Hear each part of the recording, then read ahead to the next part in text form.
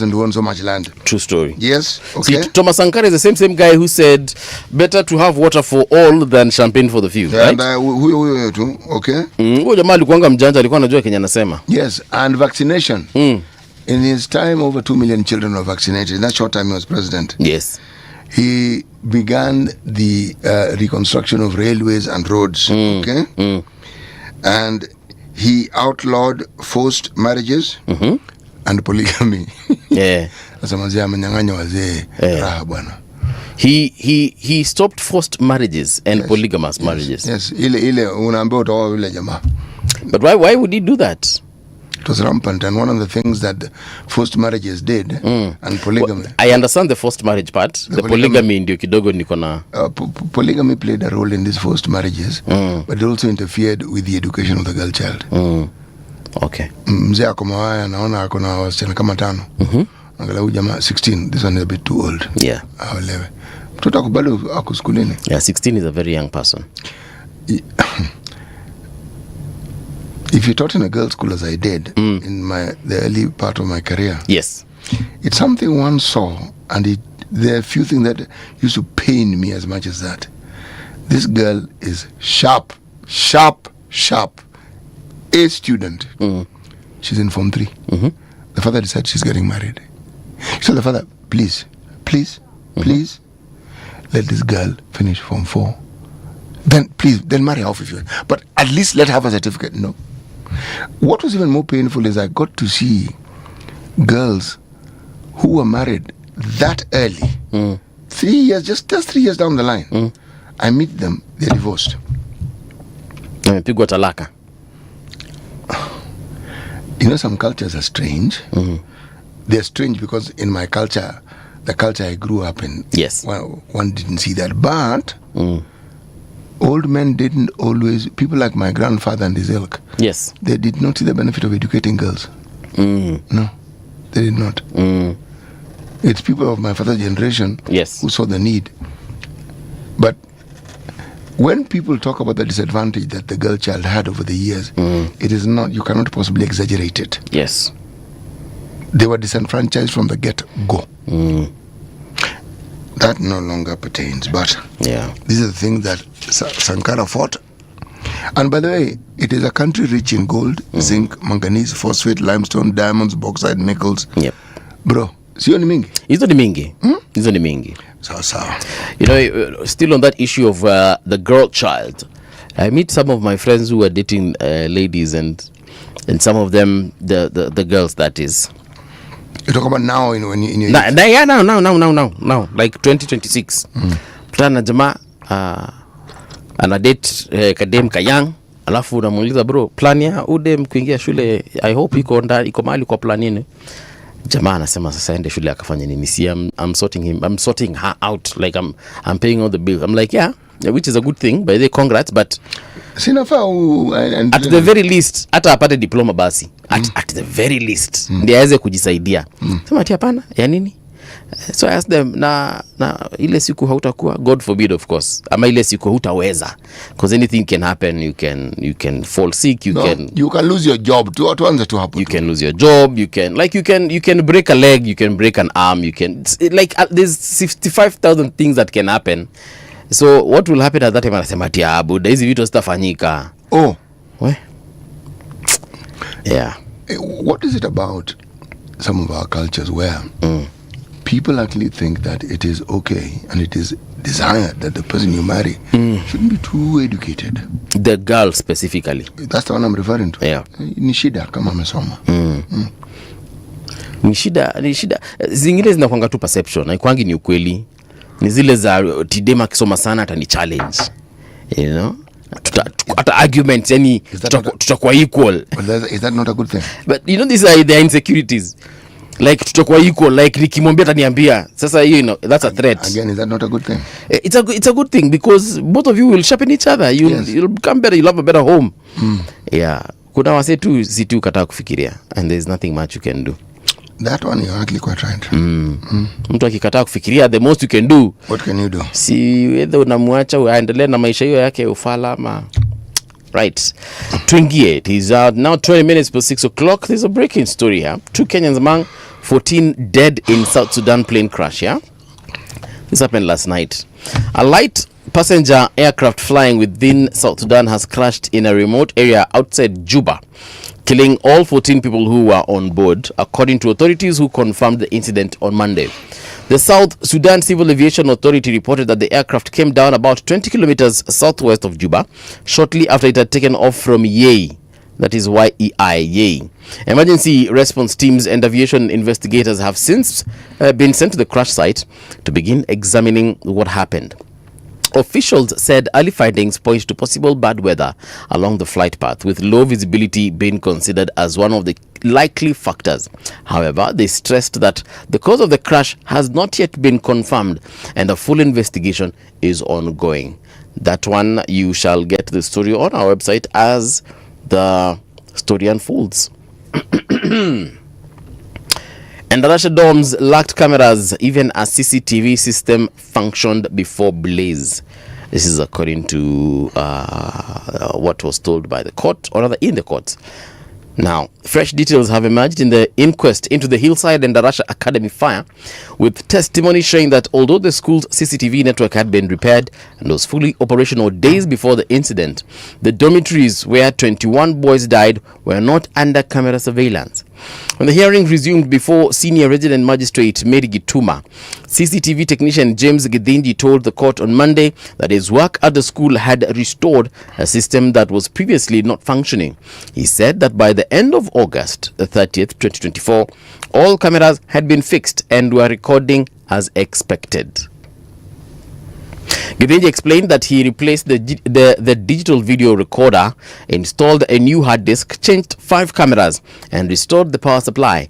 The upgrades brought back all 11 cameras within the compound, though coverage remained limited to selected areas. He told the court that the newly installed cameras were placed at strategic points, including the main entrance, near the kitchen, at the access routes leading to the dormitories, the assembly grounds, and inside the director's office. None of the cameras, however, were installed inside the sleeping areas. I don't know. Should they have cameras inside the dorm?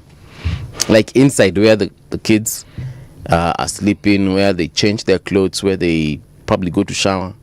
Shower, bathroom, no. Dorm, yes. Mali vitanda viko? Yes. Okay. Yes, because the if you're talking about small children, younger children, hii ni dorm ya skuli ambayo ni primary ama secondary? Hii ni primary. No, you have to have cameras. Okay. You have to. Well, I hope schools are adhering to this. The alternative is you must have an adult who sleeps, or 2 adults even, who sleep in that dorm. In the room, yeah. Yes, you must. Not around, inside. Yes. Okay. Someone whom the children can go to directly. Yes. Because mimi niliingia boarding school, high school, my entire primary tulikuwa tunala. Nilikuwa day school, nilisomea Forest View. Kwanza nilianzia Jubilee Kindergarten, then nikaenda Forest View Academy, alafu nikaenda pia St. Hannah's. Hizo zilikuwa day schools. Hizo zilikuwa ngana story mingi. The only time we were with an adult was, of course, when the teacher is teaching, and in the school bus you would go with one of the teachers. So the only other time now in high school, we didn't have an adult sleeping with us. We had we used to call them house master. House master alikuwa analala kwa nyumba yake chini ya dormitory. Yes, but you had a prefect. We had prefects, yes. Yes. Several. Those are senior people. An older person is really what I meant. Yeah. Because if you are talking about a primary school, these are children, man. It is important that a grown-up. Yeah, someone supervises. It's important. Okay. Because a lot happens with children and children's dorm. They are children. There are those who are gifted with the ability to redistribute wealth, mostly to themselves. They take from others, yes, and then keep it safely. Yeah, and maybe but they keep most of it. And then they have children who are given to bullying others unnecessarily. There are all sorts of things that we sometimes categorize as mischief among children. Yes. But the truth of the matter is that if you want a boarding setup where young children are cared for, they're an adult, and not just an adult. You don't just pick a relative of yours, yes, who lacked a job. No, this is somebody who has to be trained. Okay. Somebody who even understands children, who understands child psychology. I am saying this because I have seen boarding schools where there's an older person, maybe a lady, not very proficient in looking after children. Okay. Or they have a knowledge base that falls short of what would be useful in helping children in boarding school. Yes. Okay. Campus tulikuanga na walikuwa naitwa nani hao? Hata walikuwa naitwa nani? Students rep. Pana. Nini? Kulikuanga na nini na staff member. Campus. Campo. Staff member. Alikuwa na, you see, every hostel had a hostel manager. I'm forgetting the specific names. But they didn't. No, they in your time they resided within the college. No. They See, they're the ones who allocated rooms, things like that. Yes. Lakini sasa usiku kulikuwa na watchman pale kwa gate pia. Na huyo watchman gate gani? Gate ya dom ya hostel. Like the main entrance. Kwa mlango, the main entrance, kulikuwa na mwalimu alikuwa anasimama, si mwalimu, anaitwa nani huyu jamaa? Security officer alikuwa anasimama pale, na walikuanga wa like these security companies. So hao ndio walikuwa wana ensure that after 10, or rather at exactly 10, no one comes in who doesn't belong to that hostel. And by anyone I mean, like, if it's a ladies hostel, no man comes in. If you're already in? If you're already in, my friend, keep quiet. Was it okay? There was that 10 to 10 rule. I don't know if it was during a time. There was. The 10 to 10 rule, yes. Whereby at 10, no one comes in. And everybody thought I would hear it until a friend of mine started saying, you know, pero wenzori maze kuna kabaridi saa 8 asubuhi anashanga na ujamaa. Sasa kama ulikuanga kama ball mngala mbuvi, ulikuwa unapana na ukuta. Hiyo kitu iko inasaidia. Ama unavaa buibui kama Hanifa. Unajifunga buibui. You know, mimi sikuanga na ndevu mnaonanga saizi. Ndevu yangu ilikuja much later in life. So there are times I would be clean shaven. Unavaa buibui? Na navaa buibui mwanangu. Johnny, habari? Hata uongeleshi si unaifunga mpaka macho hivi. Yes. Si ufai kuongea nao watu. You can't tell. So you come there and then you try and catwalk a little bit, get into the hostel. And the rest is history. Anyway, it is what it is. MPs raise concerns over experience in Vatican envoy vetting. Hey, what's this? Able to some. A parliamentary vetting session for Kenya's nominee to the Vatican turned into a pointed review of diplomatic appointments, with lawmakers raising concerns of experience, policy direction, and how a new mission would operate under tight resources. The National Assembly's Defense, Intelligence and Foreign Relations Committee, chaired by Nelson Koech, conducted the approval hearing for Dr. Julius Murori Mbijiwe on Monday, who has been nominated to serve as Kenya's ambassador to the Holy See. Dr. Mbijiwe, currently Chief of Staff in the Meru County government since April 2025, outlined his public service record, having served as a member of County Assembly in Meru from 2013 to 2022. He told the committee that his background in governance, education, and community work, including faith-based initiatives, has prepared him for the role. Okay, so what's the issue? It's just news. Yes. Okay. However, here's the news now. However, the committee questioned his lack of formal diplomatic experience, noting that many career diplomats have been waiting for similar opportunities. Nelson Koech raised concerns about a proposed framework that seeks to guide such appointments. This is now double speak. How many people are given these jobs and they have no diplomatic experience at all? Wengi. In the diplomatic corps, they are political appointees, and it's not a Kenyan thing, it's the world over. For example, Ambassador Namwamba. Yeye amekuwa diplomat before.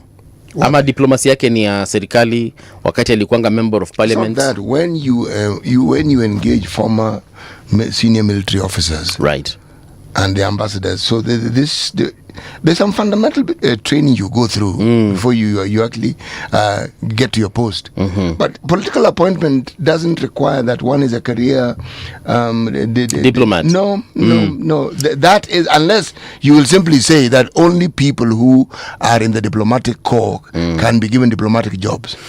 Also, what the Honorable Koech has raised, the chair of that committee, maybe he was like, there are other deputy ambassadors who probably this is the time for them to be promoted. They always are. With regime change, this 3-year cycle contract, if you happen to work for the foreign office, yes, and you're in some country and there's a regime change, expect to be recalled. Yes. You may be given a job locally, but the government that has come in will have their own people whom they wish to reward. For sure, yeah. Or they believe that they will perform better. Forget that. Perform better in story. Forget that. They are rewarded. I mean, the world over. There are those who are career diplomats. Yes. Okay? They are. But they are political appointees. The vast majority of people who get diplomatic postings are career diplomats. The vast majority. Yeah. But there are a sizable number of politically correct individuals who get those appointments. Nasikianga kuna like hot zile ma hot offices, zile noma zile creme de la creme of diplomacy, US, UK, European Union, China, Japan, actually Switzerland. If you are a smart person, right, choose Arusha. Why? Because it's closer to home. The terms of service are not that different from if you are in New York. Not that different. And you're just around the corner. And you can actually come home every weekend. Okay. Yes. But I want, if today the president was like, Mbuvi unataka nikupatie wapi wewe leo? Ukwende urepresent Kenya wapi? You are enamored with the idea of living in some European city or the Americas. That's the point. You're actually wrong, CT. I'd be like, take me to China. I don't like to go there today. Unajua, ndio hiyo Western nilikuwa nasema. Ama niwaambie nataka kuchaguliwa wapi by the way? Uko Canada hivi. Bro, wajua, that's what people like. But if you are talking about a career, yes, and you want to make good of that career, you really don't need. You can always travel to those countries. Yeah. Just go to our neighbors here. Don't, Msingangane na uko mbali. Bro, whatever you're paid will go much further if you're in Arusha. Right. Then if you're in those European places, hiyo utatumia pesa yote ambao unapewa. Na hapa simasi uko tu hapa tu. Nachukua tu flight 748 na nifikisha hapa. Okay. Even there are some of these shuttle buses that leave Nairobi and go to Arusha. Mimi Ambassador Mungala Mbuvi. Yes. Nipande shuttle bus. Yes. Yes. City unaniona vizuri mimi. Yes. Bwana, you joke. Kwani if you board a shuttle to Arusha, what will happen to you? Mimi Paul Mungala Mbuvi. Yes. City unajua nani? Ambassador. Mimi ambassador sasa titangangana na matatu. Shuttle bus G. Ikuja iniache T-room hapa. They're quite comfortable. I don't think you'll ever understand, City. You will let me just do the traffic. You will never understand. Traffic. Ngong Road ndio hiyo barabara. So unasema president akupatia Arusha? Sawa. Ndaongea naye before the end of today. Ngong Road is not looking bad. If you look at ramani yetu ya Ngong Road, barabara inakaa iko swafi kwa sasa, lakini kumbuka tuliambia jana usiku kumenyesha sana. So chances are traffic is bumper to bumper in some of the areas. Let me just refresh this map. Now that I have refreshed, let me tell you. Junction huko mmekwama. Chini waambie tu kweli. Ring Road Kilimani iko sawa. Hizi barabara zingine ziko fiti. Hata unapoingia town pale Haile Selassie as you're heading to Railways bus stop. That place is bumper to bumper right now. Landis Road as well, huko kumeshikamana. Waje tutoke kidogo tuende huku sehemu za kina Jogoo Road. Jogoo Road pale tu Makadara loko hapo ndio unaona ni kama kuna ish, lakini zaidi hapo mnasonga vizuri. Nikirudi nyuma hadi Manyanja Road, pia huko unaona ni traffic tu kale kawaida kakungojea matatu, hiyo iko sawa sawa. Unaona hapo kuna bus stop nyingi sana by the way, hizo ndizo zinaleta msongamano kidogo kidogo. Alafu Umoja Market kule Umoja mko sawa kabisa. Sasa Kangundo Road naona hapo karibu na K-Mall kuna traffic kidogo, but zaidi hapo hii barabara si mbaya. Acha nisiwadanganye, si mbaya. Eastern Bypass naona kuna some pockets of traffic here and there, especially ukiwa sehemu za Quickmart Utawala kule, then ufike pale tena Naivas Utawala.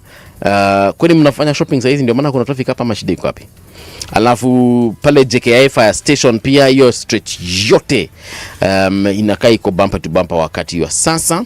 Alafu Airport North Road pia, that is the stretch between Eastern Bypass and Cabanas. That one is bumper to bumper if you're heading towards Old Mombasa Road. Then on Mombasa Road itself, nilikuwa nimewambia kuna ka traffic kidogo pale as you're approaching the airport. Yeah, there's a little bit of traffic there, so if you can just take the expressway, it will save you some 10 or so minutes of headache. But if you want to brace yourself, why not?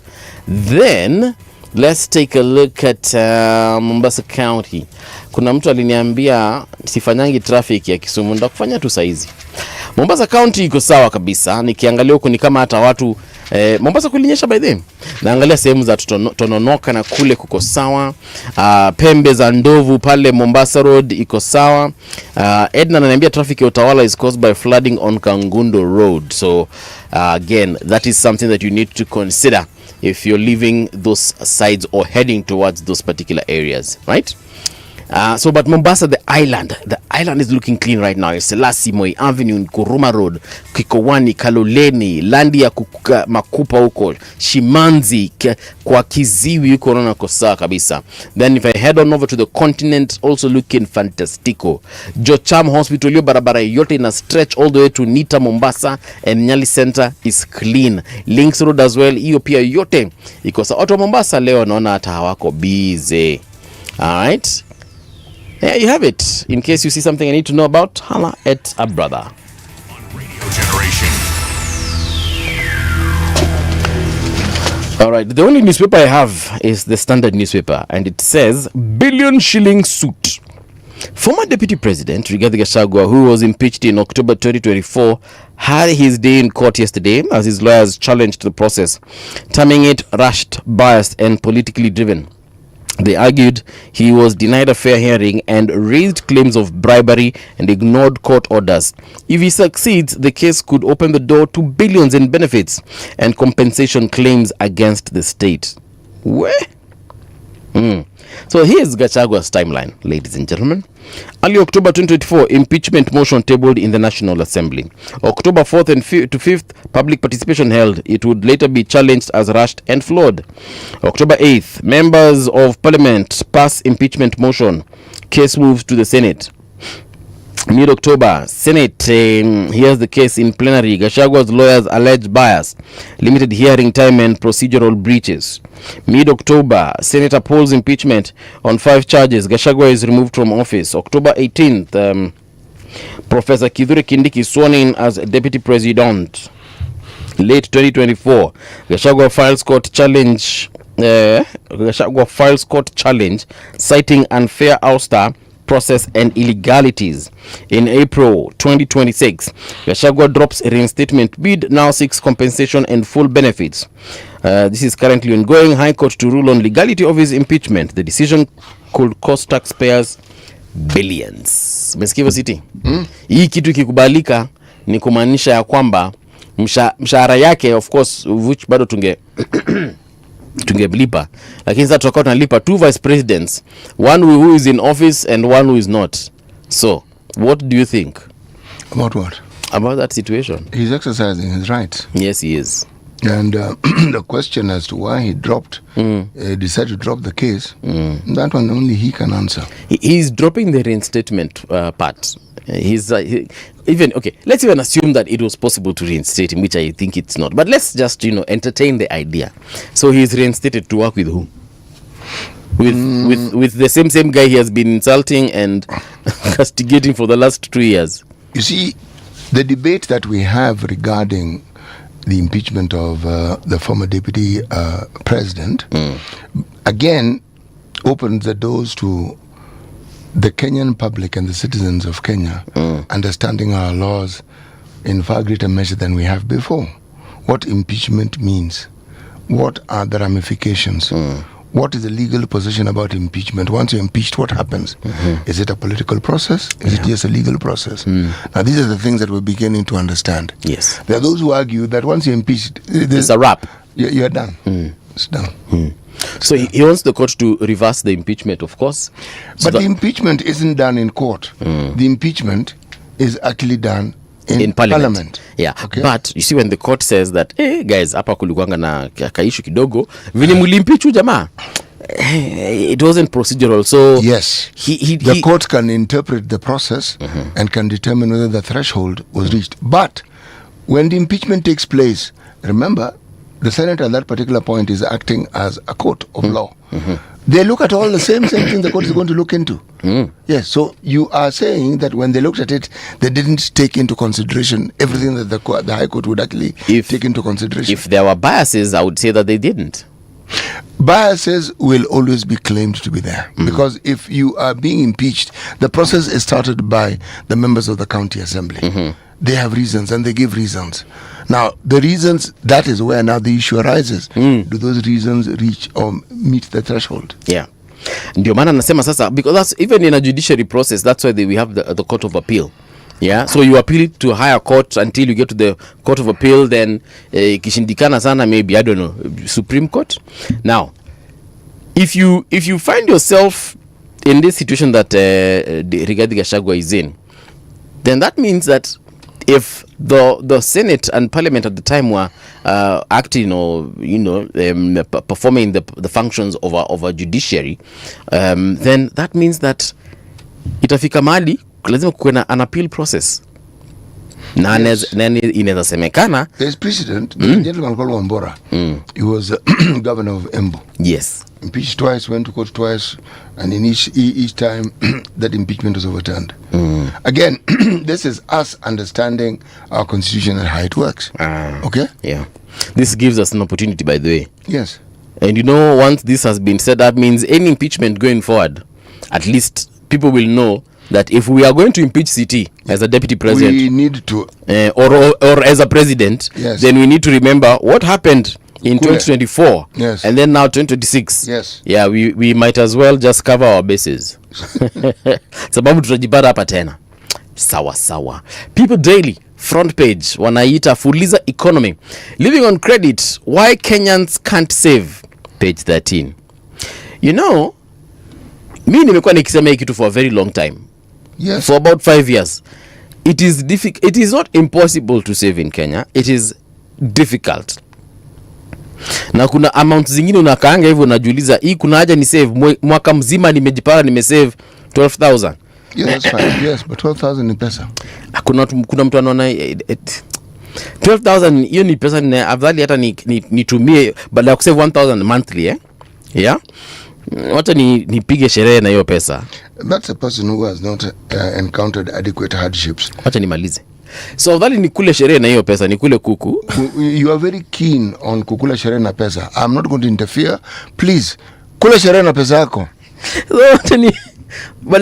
Sasa 1,000 at the end of, so let's say I started in January, in December at CT I have 12,000.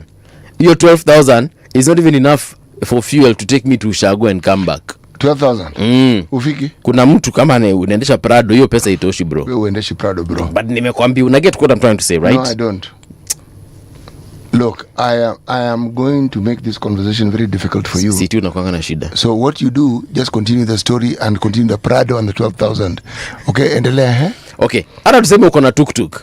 No, we are at the Prado level. No. So 12,000. No. You know what? Let's come down to a Toyota Vitz, okay? So you have fueled this car. You've gone to Shago. Yes? You've not even done shopping for your mother. You've not done shopping for your grandmother. They are your nephews and nieces and children are expecting goodies. Inafika mahali manze kusave do, it makes sense. But that's just me. What's the logic there? Where? On the paper? I mean, this saving, to say that 12,000 shillings is very little money, too small an amount to be concerned with. So when you look at the time it has taken you to save 12,000, how much would you have preferred to have saved in that period of time? by the end of the month, by the end of the year, 300,000 plus. Then why don't you work towards saving 300,000 plus? Exactly. Until then, I will not save this 1,000. I have heard of discussion and argument that are unsound. This one of yours takes a cup. Okay. 12,000. You believe me? If you save 12,000 and it really can't do anything, absolutely nothing for you, it doesn't move the needle. What you do? Yeah. Send it to your grandmother. Okay. Yes. Okay. It'll move her needle seriously. Oh yeah, my grandmother for sure. That one I have changed her world. So my point exactly, 12,000 is an amount that can do a lot. That's my point. Okay. Yes. You see, you and your expensive lifestyle and your Prado, 12,000 may not mean much. Think in terms of what it can do for somebody else. Okay. Yeah. Now, getting back to this headline, living on credit, why Kenyans can't save. A lot of folks are living on Mshwari and Fuliza and all these other mobile lending platforms because, number one, what they're earning isn't enough. Some of them are not even earning at all, so they're literally living hand to mouth. And for some, it is hand to mouth to credit to hand to mouth to credit. Yeah, so credit, hand to mouth, credit, hand to mouth, credit, hand to mouth. Nikubaya. According to these figures here, wanasema, come on, imeenda wapi? Ala?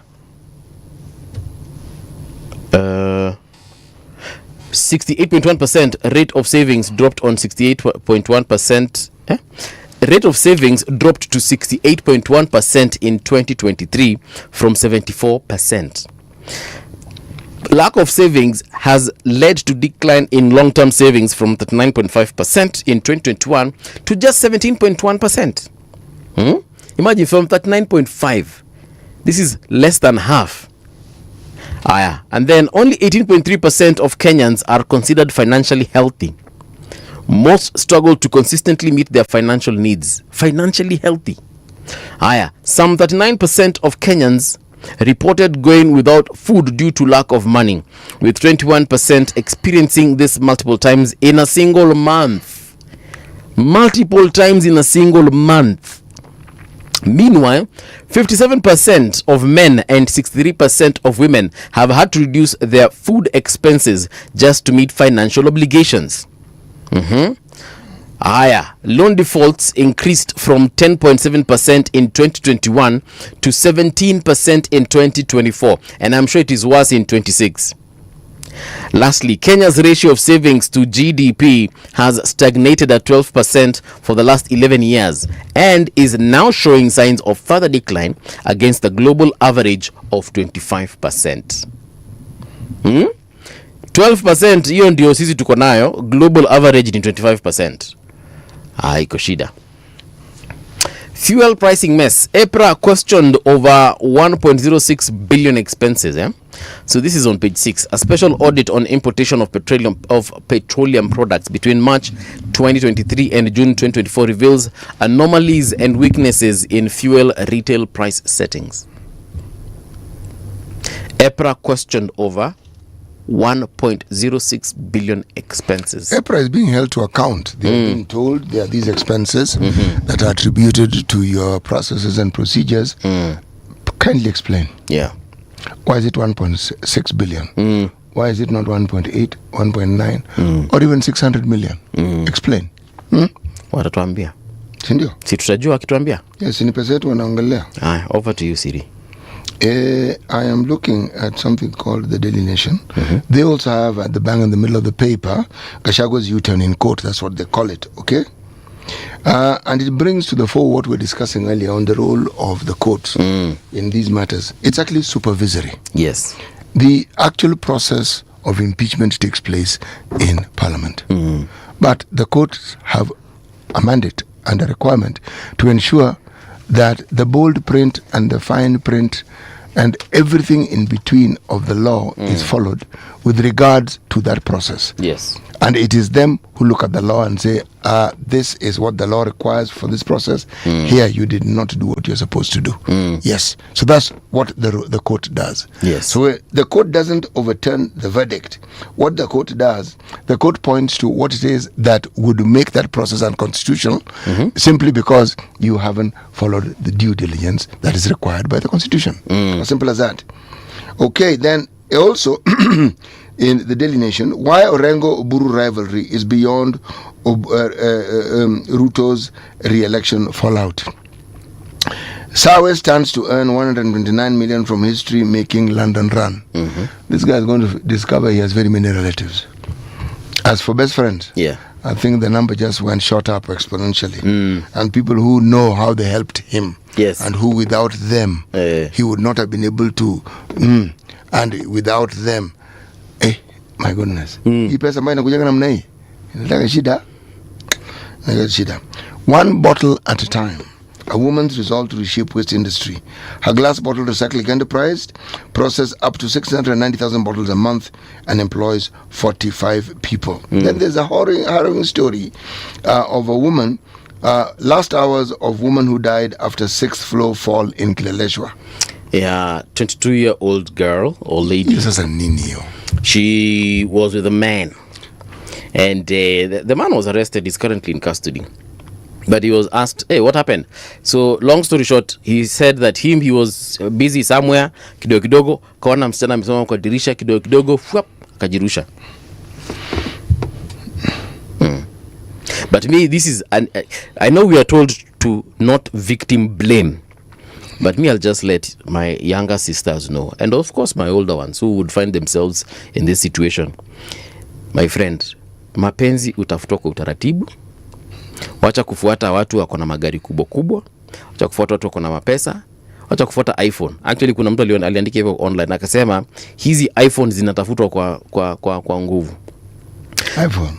iPhone. What? The iPhone 17, it's a phone. It's a quite expensive but premium phone with premium features. What does it do? Nice camera. It's just a phone. It's a communication gadget, but it's a luxury. It's a luxury gadget. Does it cook? It doesn't cook. It won't cook, but it can show you a recipe. It doesn't fly. What do you mean? The point here, City, is history ya kutafuta wase wako na do, because this was an Airbnb that death occurred in. All right. She was in a B&B and with this gentleman, and guess what, the B&B was not even booked in this gentleman's name.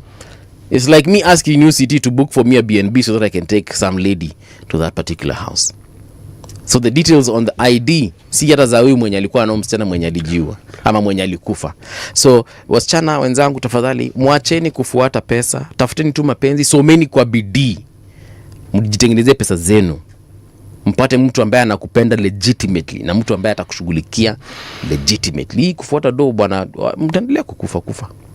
Haya, endelea City.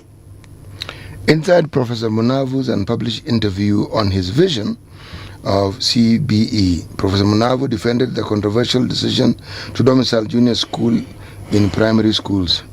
On that one, you know, in this we respect the dead, but on that one I disagree with him completely. That vision of his, if there was a process that was not clearly thought out in terms of how to implement, it was the CBE. Yes, it was rushed.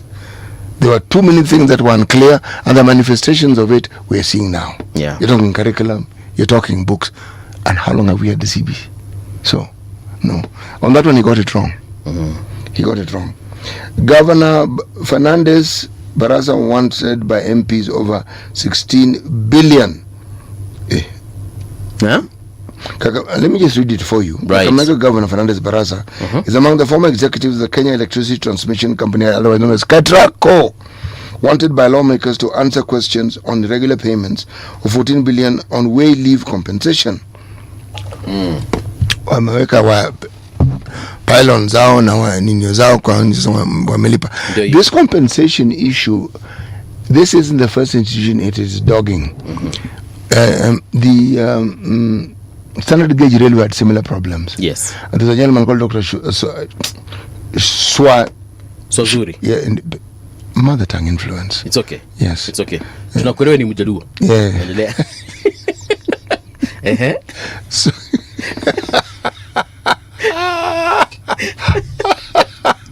tunaelewa poa. Swasuri. Sasa these things dogged that man until he left office. Right. The amounts that were compensated, and then there were people whose land was clearly excised for this purpose, yes, who claimed that they were not paid. It was a holy mess. Anyway, let me put it to you this way. If there's one thing that those who refer to themselves as the United Opposition, the opposition, yes, the thing that I credit them for, unreservedly, is the pressure they've put the government under in terms of accountability. Right.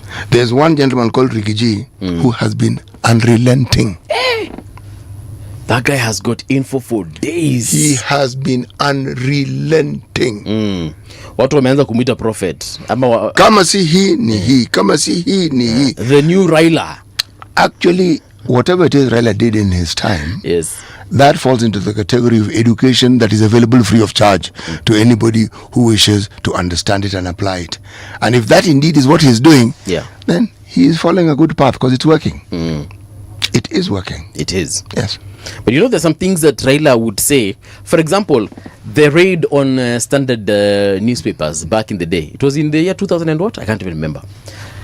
No one else knew that information other than him. And he came and he said, this raid is going to happen. And it happened. He told us about the Artur brothers, even before we knew there's a country called Armenia.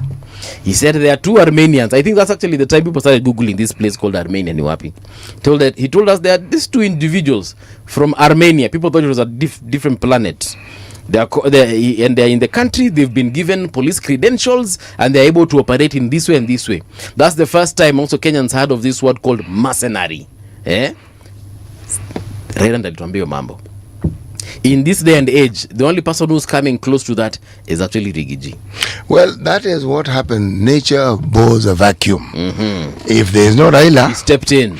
Well, there's an opportunity. Yeah. And you can't fault a man for stepping in and taking advantage of an opportunity that has come a begging. Sijasikia Kalonzo kuja kusema ati kuna hiki tutafanyika na ikafanyika nothing. Rigiji, hizi stories sijui Rigiji anazijuanga aje. But the man was in government and there are people who are in government who are friendly to him. But Kalonzo's in government. He was a vice president, bana. I think now it comes to personalities. What sort of person is Kalonzo? JB Muturi. What sort of person is JB Muturi? What sort of person is Gachagua? JB Muturi was in government, right?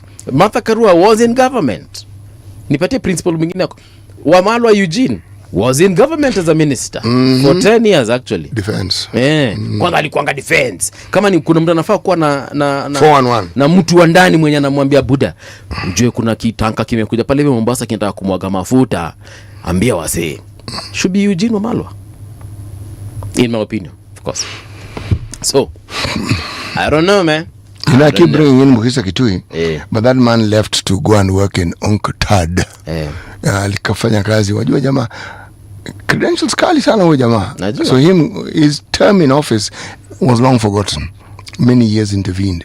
But these fellows who've been there, it's a question of how somebody is keen on taking advantage of the situation they find themselves in. Gachagua clearly seems to understand the concept of taking advantage of situations that are before you. Dr. Mukisa, to me, he seems like one of those guys. You know, in school, sazile wengine wenyu umeenda rave, umeenda kufanya mambo ya debauchery and stuff. Kuna wale wanafunzi walikuwa wanabaki wanaenda library wanasoma. Then mwishowe hao ndio wanakuja wanakuwa number 1 kwa class. Hao ndio walikuwa wanagonga Dr. Mukisa anakaa hiyo design. Nyinyi endeni mfanye kile mtaka kufanya, endeni mcheze na wasichana, endeni mkunywe mvinyo, endeni whatever it is, mvute bangi. Bwana yule jamaa kesho asubuhi sele nyinyi mnangangana kwa class hivi. Yako sharp. Yeye anajibu maswali kwa darasa. To me that is Dr. Mukisa Mtui. Kitu. Well, you know the thing is when people talk of the second what was it again? Liberation? That's what I was looking for. You know, the word revolution kept coming to my mind. I'm saying it was not revolution. Revelation. Liberation. Hata yeye mwenyewe na the mother tongue ameingia. My TNA has kicked in. It has kicked in. Yes. That man featured very, very prominently. That's why you hear me mentioning his name. Akina Orengo. Yep. He was right at the very forefront of that second liberation. At the forefront. Yeah. Okay? He was among the people whom the government didn't want. So he is not a lightweight when you talk about the processes and those who are involved in it who led. You know, people hear of Yashpal, guy who now came to write the constitution. Okay? My friend, there are very many other people who contributed to that particular conversation and who were behind it and who worked tirelessly. Many of them were actually, we will make time in the course of this week. Yes. I will start looking at the names of those people one by one, so that you understand that this is a country that has very many great men and women. Tutambia Madam Producer atutafutie 1 hour bila guest uchape your story. Sawa. All right, sawa. Here is the news with Winnie Maganga. Radio generation, the sound is fine. Pump it up, turn it high all the time. Let the music move you, let's sway. Radio G's got your jam all day. Radio Generation, the home of urban soul.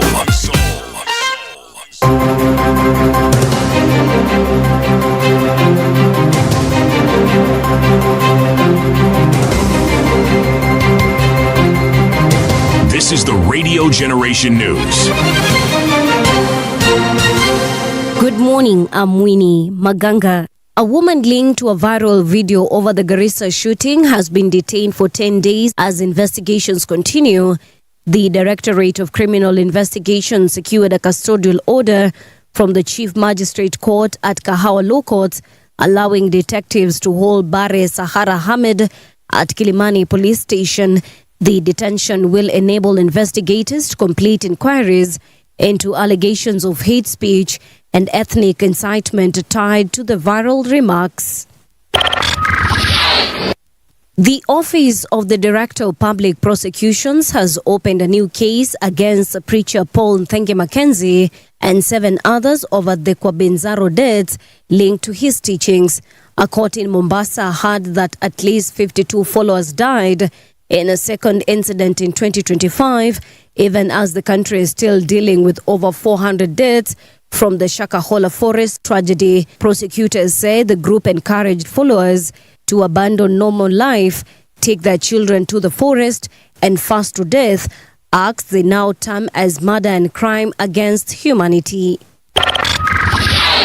Former DP Rigathi Gachagua is seeking over 80 million Kenya shillings in special damages, asking the court to declare his removal from office unconstitutional. In documents filed before a 3-judge bench, Gachagua argues that his ouster was unlawful and is demanding full compensation along with pension and retirement benefits tied to the office of the deputy president. His legal team says he's entitled to all privileges and protections that come with the position despite his removal. He abandoned the prayer for reinstatement. The core of those prayers can be summarized as follows: the quashing of the unconstitutional impeachment. Number 2, payment of the remuneration he would have otherwise earned for the period of 2.5 years. Conspiracy theories are spreading online after an attempted attack on Donald Trump during the White House Correspondents' Dinner. The claims are based on short video clips and early reports after a gunman tried to enter a ballroom at the Washington Hilton, where top officials and journalists were gathered. White House Press Secretary Caroline Leavitt has dismissed the rumors as misinformation, urging the public not to believe false claims circulating online. I don't have tangible answers for you on what we're doing with social media companies, if anything at all.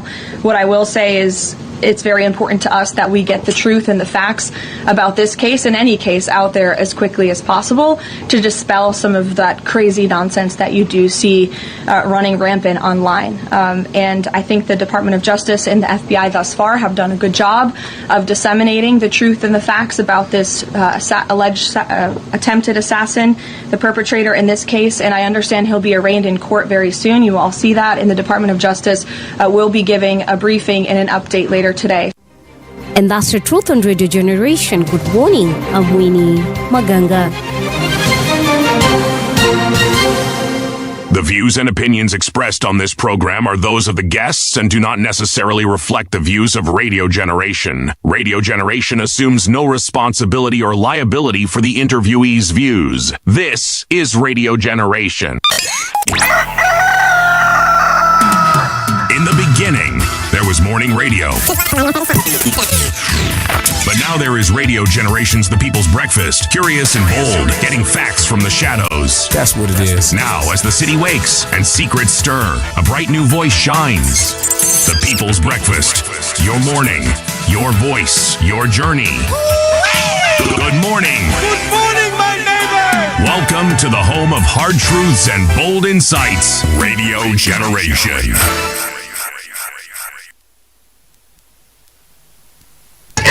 A very good morning to you. Welcome back to Radio Generation. The time right now is 5 minutes past 7 o'clock. Wacha nisalimia watu wawili watatu kabla tupige intro kwa watu ambao wanatusikiza. To our guests in the studio. First and foremost, I don't know if you know a gentleman called Ahmed Asmali. Yes, I do. This gentleman, we hosted him here once, eh? Yes, You remember? Briefly, for like some 10 minutes. It was 15 actually, yes. 15, yeah? He's listening all the way from Mombasa. He actually, we had a fairly good interview. Yes, we did. Yes, he thinks clearly, that gentleman. He does. Yes. He does. I can see he's tuned to 90.7 FM, which is our frequency in Mombasa. Na amesema anataka kututumanishia kahawa ya leo asubuhi. Amesema? So sijui nimpatie namba yako ama yangu? Basi nimpatie namba yako. Nimpatie namba yangu? Yes. Yako iko nafuliza, eh? Bro, kubwa. Hiyo pesa haitasaidi. So Mohammed, stand by. I'll be sending that number shortly, eh? Na unajua tuko wengi kwa studio. There is Luis Rudasingwa amesema good morning. Admin amesema City good morning. Movie Mambo, who represents the people in the execution of their respective duties? Parliament or the executive? Okay, I think it's Parliament, right? Parliament are the people who we actually elect to represent directly us. Yeah. Yes, those are the people whom we delegate our powers to directly. Yes. Marita amesema good morning kings and queens, leo ni birthday yangu, Kitengela iko locked. Well, happy thank birthday to you. Watu wa Kitengela, asanteni sana. Alana amesema good morning people. It is said that Rick G was advised by his close confidants to resign, but he decided to stay where he was, knowing the repercussions of impeachment. Does he still hope for anything positive? Good question. Actually, he was smart in not resigning. Ride it out till the end. When you're impeached, there is this element that people feel that you are picked on. Yeah. Because we also have this mindset in this country that when people are in positions of high office, they're thinking that it's permanent, and yet it's not. I think his goose was cooked either way. Resign or impeached? No. Yeah. Resign. If he had resigned, my friend, this sympathy that he now has and he has manipulated, bro, where would it have come from? Aliwacha kazi. Haya. George anasema Mbuvi hulali, I saw you last night na umerauka already, or did you move to the RG studios? Yeah, George, I left this place at 10:30, and here I am. The things I do for money. Hilary Cheriota amesema good morning team RG. Gloria Mancini, good morning guys. Wet and chilly and dreary, but this is the day the Lord has made. We will rejoice, but not with or on Gachagua. We sawa. Big Daddy Cool, hello wonderful people all the way from Perth in Australia. Welcome Big Daddy.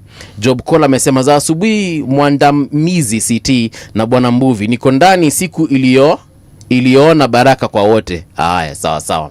Naye Morris Andati anasema good morning my people, I hope the week is going well. Well, the week is going well indeed, and like one of you has said, we shall rejoice and be glad in it. All right, we are in this second hour, and this morning. We want to talk about cancer at the cellular level and why it's important in Kenya's quest to combat NCDs. With us is Principal Research Scientist, Oncology, Victoria Biomedical Research Institute in Kisumu, Kenya. I'm talking about none other than Dr. Victor Oria. Daktari, good morning and welcome to Radio Generation. Good morning. You're well? Good morning, City. Good morning, Mbuvi. Yes, Good, I'm well. good morning. Yeah. Nilikuwa nimeambia City nilisoma na Victoria na sasa yeye anaitwa daktari na mimi nilikuwa hapa naitwa tu Paul Mbuvi. No, that is not true. Paul has actually finished his masters and he'll soon be enrolling for his PhD. Yeah, when the Yes. time is right. Yes, so Actually, he was a very good comedian. Really good comedian. I used to laugh at his jokes. Really. he is actually very, very entertaining. Yes. And he has a very quick mind. Yes. And his humor is very catching. Even here. Yeah. Man, this guy seems to think that every Luo on this planet is related to me. I don't know how he where he gets his ideas from. Now that you are a Luo, are you related? Maybe because we are both doctors. You never know. You never know. Kweli. Yeah. Hiyo nani ukweli. Na pia mumeprove right hii story ya Wajaluo na kwangu wamesoma sana. I mean, everybody nowadays amesoma. You go That to is absolutely true. yeah. You go as far as Lamu, you find In learned people. Kenya hapa bro, watu wamesoma. It's not at one community. Watu wamesoma hii Kenya. Wow, usicheze. Yes. Aya, sawa. Before daktari atuambie mambo yaliyomleta hapa, why don't you share with him our methali from that country, Burkina Faso. The land of upright people. Eh? Yes. If the shade does not reach the goat will seek the shade. Simple, straightforward proverb. I mean, the way I see it, if what I want can't come to me, and which is usually the case, you have to go and seek it. True story. Yeah.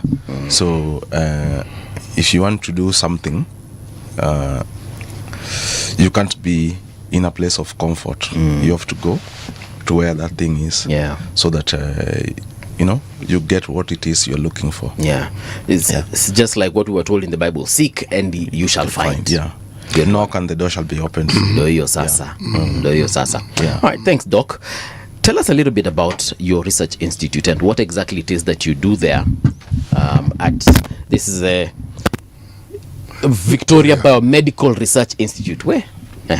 Yes. Karibu. So Victoria Biomedical Research Institute basically is a non-profit research organization based in Kisumu, and it was founded in the year 2020 by one Dr. Lucas Tina, who is our executive director and also chair of the board.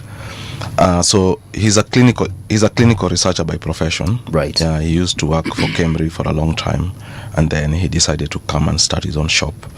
So mostly we do clinical trials. So clinical trials, as a biochemist, I hope you can remember. Yes. It's basically the last part of any drug discovery process where you want to test whether new drugs or new molecules that you've made can actually function in humans. Yeah.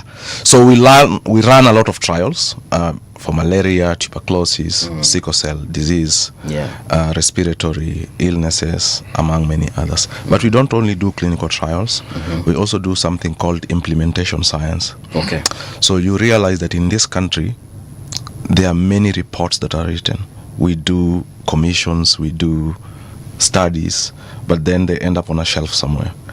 So implementation science is simply trying to look at what do those reports say and how can we translate them in a real life setting. Yes. We also do data science and statistics, epidemiology and population health, research and capacity building. We also do something called bioequivalence. So bioequivalence simply means that we have a lot of generic drugs that are sold in this country, and most of the time we don't understand how they work in this population. So before a generic drug is probably brought into the country, then or before it's indicated for any sort of illness, we try to figure out, is it really effective? What are the side effects, and so on and so forth, before it can be rolled out. And then we also intend to do biomanufacturing because the field of vaccines, biologics, monoclonal antibodies and so on is a growing niche in Africa. The demand is there. So it's a dream that we have to have a biomanufacturing facility right there in Kisumu. And last but not least, we are also heavily interested in research. Yeah. So I joined Victoria early this year. All right. And our goal is to build a cancer research program among many other research programs, because research is or investing in knowledge that's what brings innovation. That's what will take us forward. Because I personally am of the opinion that we've invested so much in brick and mortar. Yeah. If you go everywhere, it's a building here, a building there, a market here, an affordable house here. They're all good, but it's time now to move a step forward. Okay. If you discover a single molecule, that could be billions. Yes. Yeah, but it needs to be invested in from the onset. As far as your research in oncology is concerned, what exactly, when we say that you're a principal research research scientist in oncology, what exactly is it that you're researching as far as oncology is concerned? So I have my own research interest. So my own research interest is to understand how cancer cells use the blood vessels around them to spread to secondary organs. So, for instance, if you have breast cancer, most likely it might go to the brain, it might go to your bones, it might spread to the liver or the lungs, and they rely on your circulatory system. So I try to understand what is it within this circulatory system that allows these tumors to spread. But in Kenya, we still don't have the baseline yet. So what I'm trying to do, or what we are trying to do at Victoria, is to establish a biobank. So a biobank is, if we have patients with cancers, we want to try and take a portion of that cancer and grow it in the lab on a plastic dish, and see whether whatever we've grown on the dish is similar to the tumor that the patient had. Then that way we can start some sort of molecular biology studies to try and understand how this tumor behaves. So we can do a lot of wet lab experiments on plastic, but we can also take these cells into mice, because now a mice is a living system.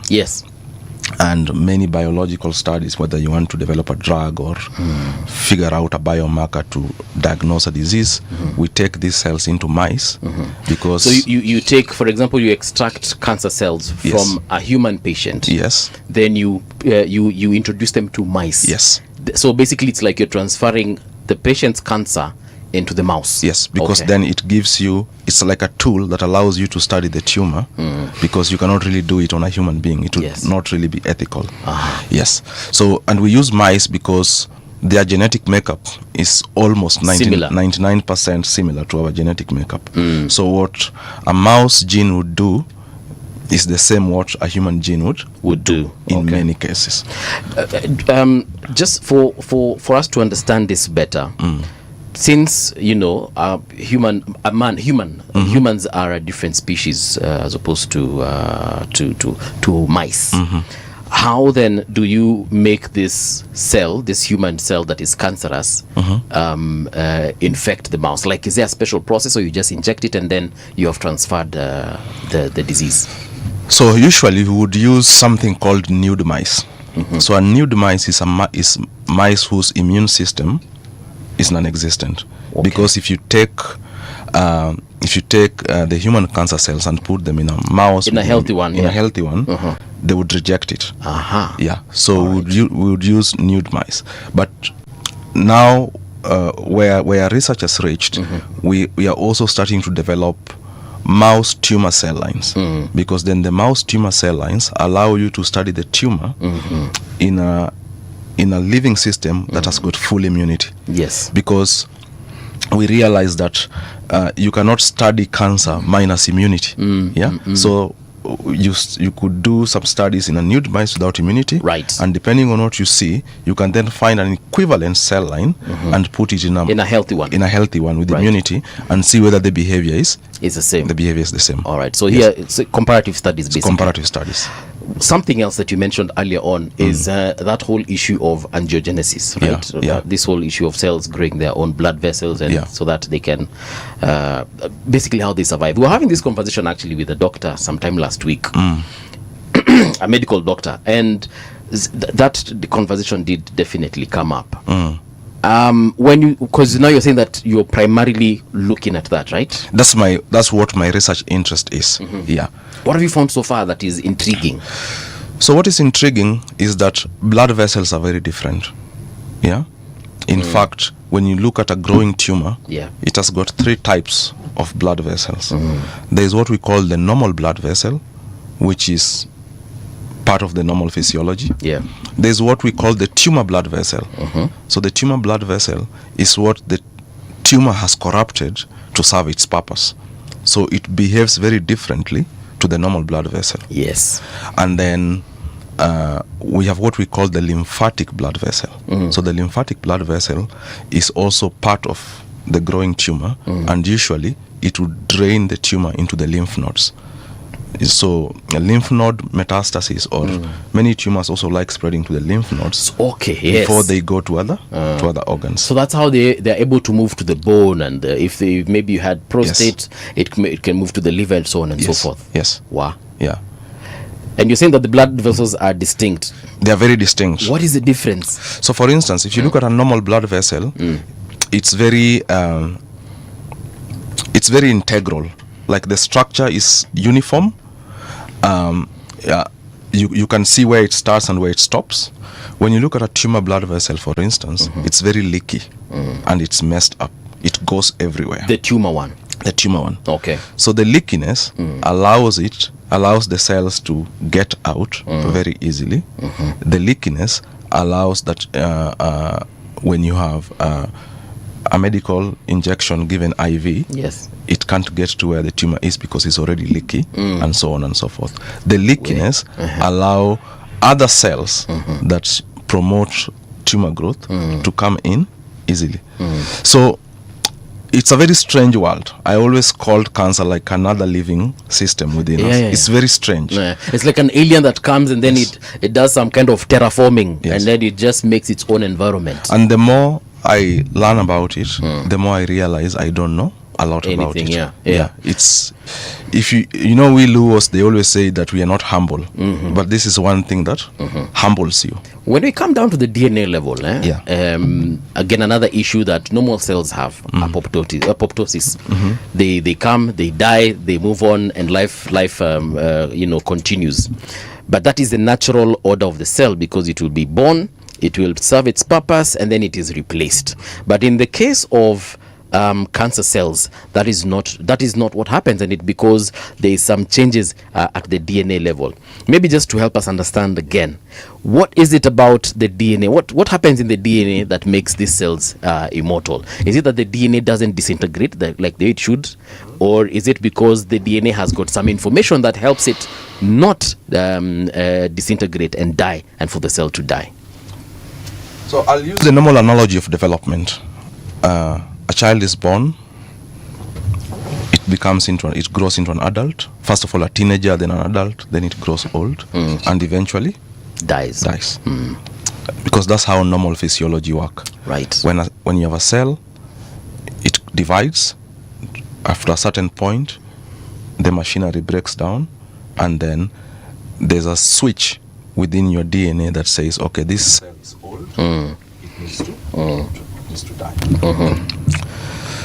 So what has cancer learned? Because in the early stages of development, for instance, if you have an embryo in a growing embryo in the womb of a woman, it's a foreign object, yeah? So it needs to evade the immune system. It needs to survive. So all these genes that allow it to survive are switched on. That's what simply a cancer cell does. It switches on each of these genes that allows it to survive, so that no matter how many times it divides, Yes. no matter how old it gets, Right. it still survives. So it's that simple analogy. It just switches on certain genes or switches off Certain genes. Right. I could also use another analogy of a vehicle. You have an accelerator and a brake, and those two create a balance. You're going too fast, you see a truck in front of you, you slow down. So what cancer does is turns off the brake and switches on the accelerator. So ni kwenda. Or the accelerator is just on, it's just driving, but the brake is off, or the other way around. So that way, that balance is off. So it will just keep dividing on and on and on and on, and that's why we say it's an uncontrolled cell division. Yeah. Yes. It will just keep on dividing, and because in your body there's always a balance between what divides and what dies, so that we don't have overgrown limbs or overgrown cheeks or whatever, or 3 eyes or 3 eyes, things like those. So but once that balance is lost, then everything is haywire. Okay. Yeah, everything is a mess. Wow. Yeah. What would you say is the the current prevalence of cancer in that western part of the country where you work? City, we don't have the right statistics, and the reason is because the data collection system in this country is so fragmented. Yeah, you go to one hospital, they have their data, but then you go to another hospital, do you know what is happening here? No. So you cannot really say that this is the actual, but what I know just from experience of just talking to people, it's a lot, it's high. The number of cases that are reported is way lower than what is actually happening. And one of the things one of the research ideas that I have is one day to make sure we do post-mortem of every person who dies, who we are unsure of what killed them. I'm sure in many cases, especially for young women, middle-aged women, right, we will find that it's cancer. Something, again, like I told you, we hosted a doctor, and he's also a cancer researcher. It's called Dr. Abdi, I think. Dr. Omar, yeah? Yeah. The one from Garissa. Thank you, Dr. Omar. Yes. One thing that Dr. Omar mentioned is the fact that we also have a lot of child cancers. Yes. I don't know if this is something that you've met in your research. Yeah, childhood cancers are a lot. And we live in a country where stigma is still an issue. We live in a country where we still believe in evil spirits, witchcraft. So, and then we also live in a country where we believe that children cannot get these strange chronic diseases. Adult diseases. As we think they are, yeah. Exactly. And you have many kids with autism, for instance, in this country, whose parents believe that it is something else. You have kids with what I would call Wilms tumor or neuroblastoma. You have kids with childhood brain cancers. Yeah. But we don't look at them, or many parents don't even take them to hospitals because number one, there is no awareness about these things. And something funny, because I've been living in the village now, so I commute every day from the village to work. Right. So during the weekends, I try to spend time just talking to people. They know I'm a cancer researcher. So sometimes you just try to gauge their mind, like, what do you really think this is? When we talk about even HPV vaccine hesitancy. Yes. I mean, you're telling people to take a HPV vaccine for a disease that they don't even know exists. Yeah. So you are backing at the wrong door. Tree, yeah. Like, they don't know that cervical cancer exists, and here you are telling them that, I'm bringing this cure that is going to treat this. So that's where the disconnect is. Yeah. I think so. You're telling them of a problem they don't even know existed exactly to begin with. Yeah. Exactly, and that is why you even see that the vaccine uptake in the country is really, really, really poor, because there is no understanding of what cervical cancer is. I mean, in the urban centers, in small towns, people will understand it. In rural areas, Kidogo tricky. tricky. Yeah. Wow. Why I ask the question is because one of the conditions that predisposes one to, well, cancer among other diseases is HIV. Yeah. Has the prevalence, oh no, let's forget prevalence, have the incidences of HIV in that region gone down significantly? Because if it hasn't, then the manifestation of cancer and other diseases that you sort of like investigate within your program, you will find that perhaps that prevalence now isn't reducing. It's either steady or it is increasing. Yeah. Has HIV incidences, as in new infections, have they gone up, have they gone down, or have we forgotten about HIV altogether? So HIV incidences, I would say, they are somehow stabilizing. They've reached a plateau. But what we are also seeing is that among young people, It's gone up. it's gone up. And relative to cancer, I was recently going through actually Jaramogi Oginga Odinga has got a very nice online dashboard where they try to document all the cancers that they see at that facility. And something nice that they've also done is that they have looked at whether this cancer patient is also HIV positive or not. And interestingly enough, we see that many patients with cervical cancer also have HIV. We are seeing HIV conditions also in patients with esophageal cancer and some other oral cancers. So, which is quite interesting. Whether there's a link between the two is something that needs to be. Well, the link was established a long time ago. Yeah. The cancers and HIV, that has been long established. In fact, to the point where there are those who've conducted research into the connection between HIV, the stages of it, and dementia. These are the things that perhaps people have been talking about. But let me explain why I bring this in. If one is looking at, say, malaria, which we've been looking for the longest time, and the question has been asked, I mean, after all these years of studying malaria, have we not found a way of extinguishing it altogether? But we forget that we're dealing with living organisms that are also struggling to stay alive. Yes. It's not as though they're waiting for us to kill them. Yeah. They're also adapting. They adapt. Every time they mutate. Yeah. So when one is conducting research in something specific like cancer, because cancer was ignored, now it has come to the fore, and you don't have a choice but to understand that it is a serious condition that we're living with in Kenya. Question: how does one get the public of the citizenry to understand cancer, what it is, and how it is that one can actually get the disease? Very good question, CT. Number one, many of us scientists and medical doctors, we need to come off our high horse. Yeah? Yes. Because sometimes we scientists, we live in our heads. And we think that whatever I know up here, everybody down here knows. That's why we do things like this. You come here and talk to people, the general public, and tell them that this is what this disease is. Yeah?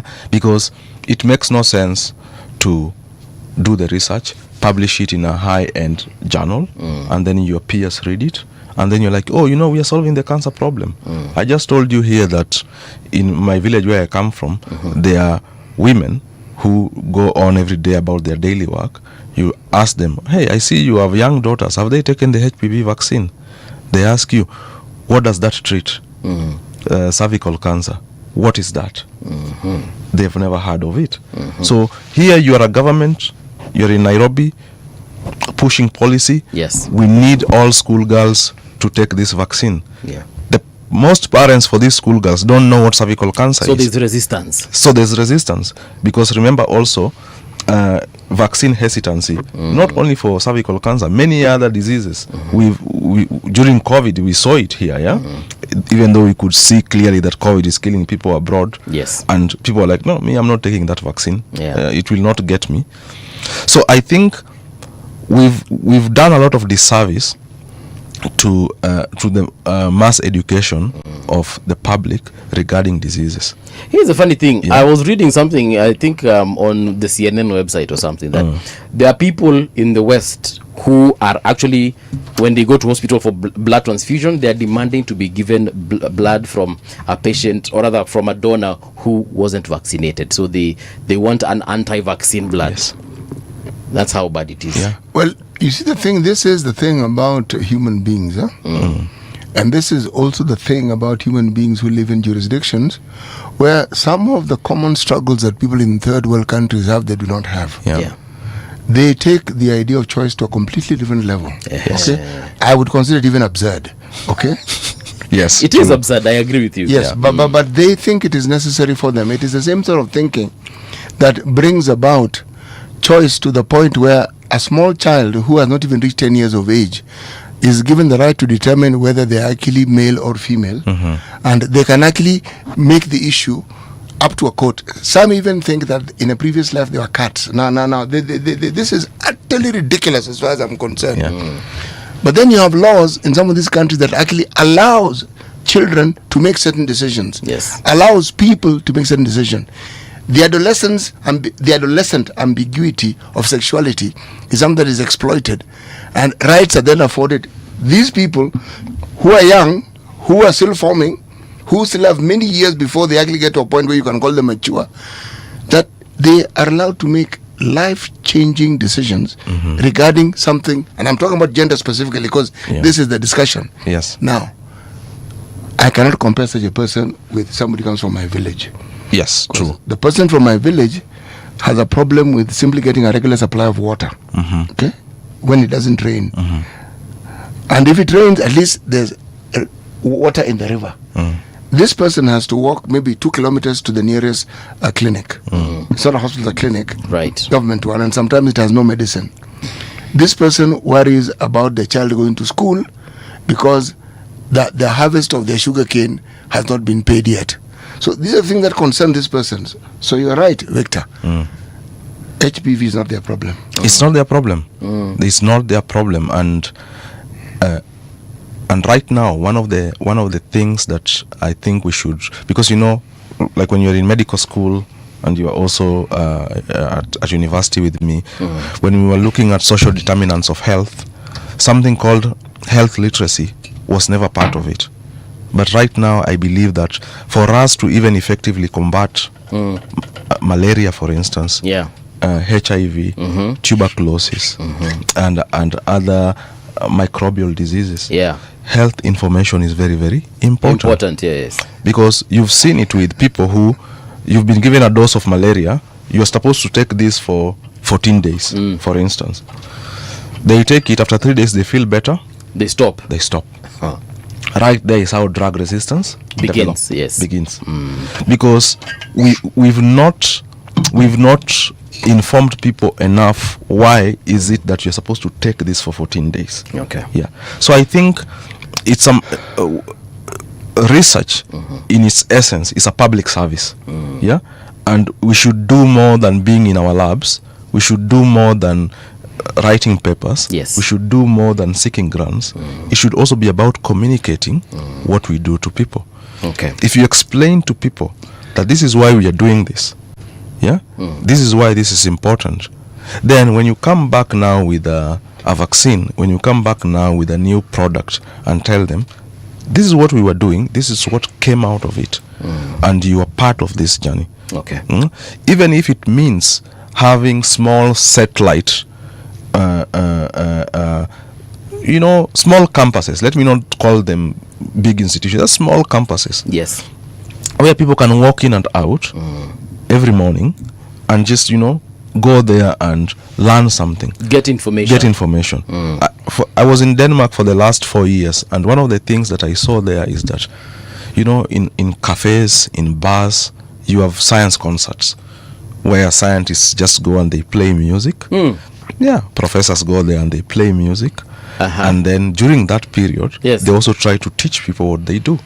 They tell you, I'm a virologist, this is what I do. I'm a microbiologist, this is what I do. I'm a cancer biologist, this is what it means. Yeah. And no wonder in those countries, Yes. you find that the public perception towards research and even research funding is very, very, very high. And also drugs. Exactly. And diseases. Unapata watu wanajua. Exactly. People know it. There's a question here from one of our viewers, and they're asking, why is it so difficult to cure cancer? Let me take you, Daktari, for example. You've been researching on this one for a very long time. Yeah. What answer would you give that viewer is asking? What is so difficult about it in this thing, man? And it didn't start with you. Kuna wengine mbele yako wamekuwa research cancer. Yes. Why? So I told you that Luos are not very humble, but this thing humbles you. Yes. Yeah. So the more you learn about cancer, Yeah. the more you realize you don't know anything. Mm. That all of us here are men. The three of us could have prostate cancer, but our prostate cancers could be very different. Whatever is driving your prostate cancer could be different from what it is and from mine. And we could say the same for breast cancer. Yes. To his question, why can't we treat cancer? Because when you look at Europeans, you look at Americans, you look at Chinese, Indians, Russians, Africans, South Americans, breast cancer is not a single disease. Okay. Yeah. It affects every race differently. It affects every race differently. Okay. There's a recent study, not maybe 2 years ago, that was published by one of our very own. He's called Dr. Francis Makoha. He's based at Mount Kenya University. Okay.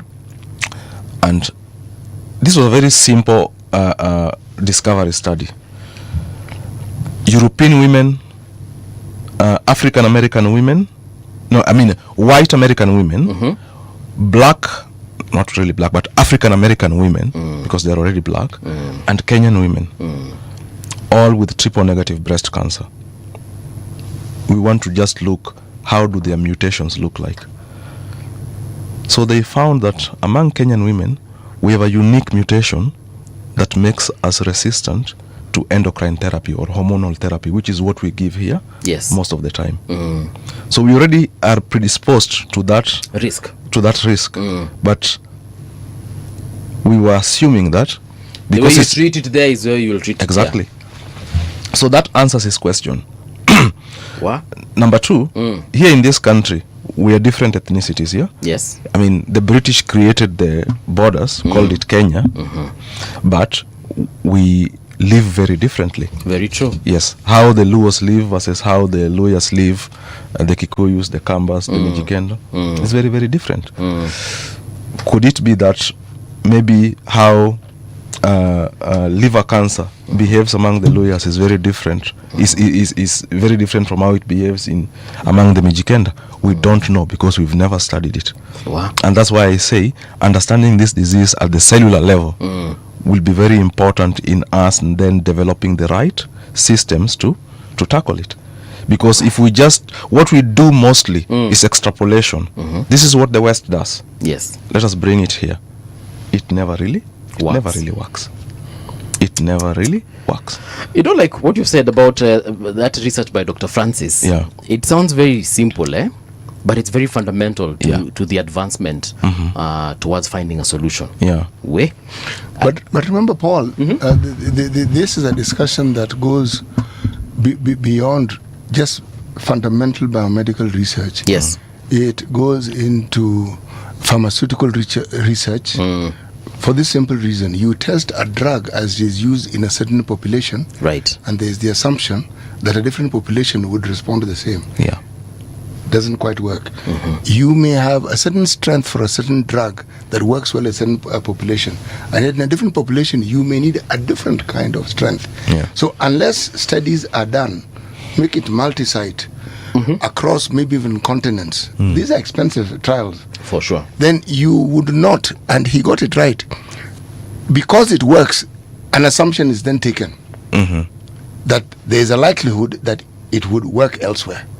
Now, I know this because when I look at some of the studies that were done in pre-exposure prophylaxis for HIV, and they were studying certain drugs, you would find that same study is being conducted in the US, and that same study is similar. It's being studied in Kenya. Now, it makes sense. You know why? You will be able to determine how this drug actually interfaces with the individuals who, yes, are in this trial and those who are there. So when you talk about the efficacy of the drug, when you determine that drug can actually be used as prophylaxis in both settings, you would not be wrong, because you have actually understood. Now, there aren't very many studies that are actually conducted in such a manner. And yet, many of the drugs that we use have been studied and have been tested in human populations, and that is why you find them off the shelf. And you find it's the FDA that approved it, but then the detail of how well it would work with us, see, that's a completely different discussion. Completely different question. And actually, based on just what Seti is saying, when you look at the drug discovery process, it starts from the lab, You use cell lines to understand how a drug behaves. In the context of cancer, many of these cell lines are from the Caucasian populations.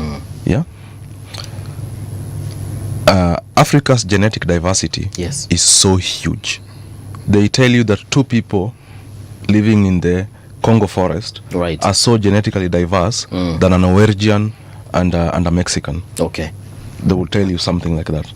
Norway and Mexico is thousands of kilometers apart, but those 2 people are so similar, as opposed to 2 people in the Congo. Exactly. I remember there's a unit we did, I think it was something to do with velocity of enzymes, and we were taught rather by the professor that even how we metabolize alcohol within our populations here in Kenya is quite different. In fact, that's a very good example. We know communities in this country that 1 beer they are down, and we know communities where mutungi mzima ya changa they're still functional. They will still drive and get home. And it's also very, very true, because even recently there's a prostate cancer drug here in Kenya. That there's a drug used to treat prostate cancer here in Kenya, which is giving our patients really high toxicities. And I was at a conference, one of the conferences that I have organized here in this country last year at Kenyatta University, and one of the researchers who was presenting that data was saying one of the reasons why we have high toxicity for this drug is because we don't metabolize it so well. So because it worked there, we simply assumed it will work here. So by in that case, what happens? So you know now, as a cancer patient, you're desperate. And you're told this has worked somewhere, so you want to have it. But we don't really know, are you going to metabolize this drug properly? What side effects are you going to have? That is why at Victoria Biomedical Research Institute, we want to start from the bottom. We don't want to start up here. We want to start from the bottom. First, develop the right tools. And the right tools means biobanking different types of cancer cell lines from Kenyan patients.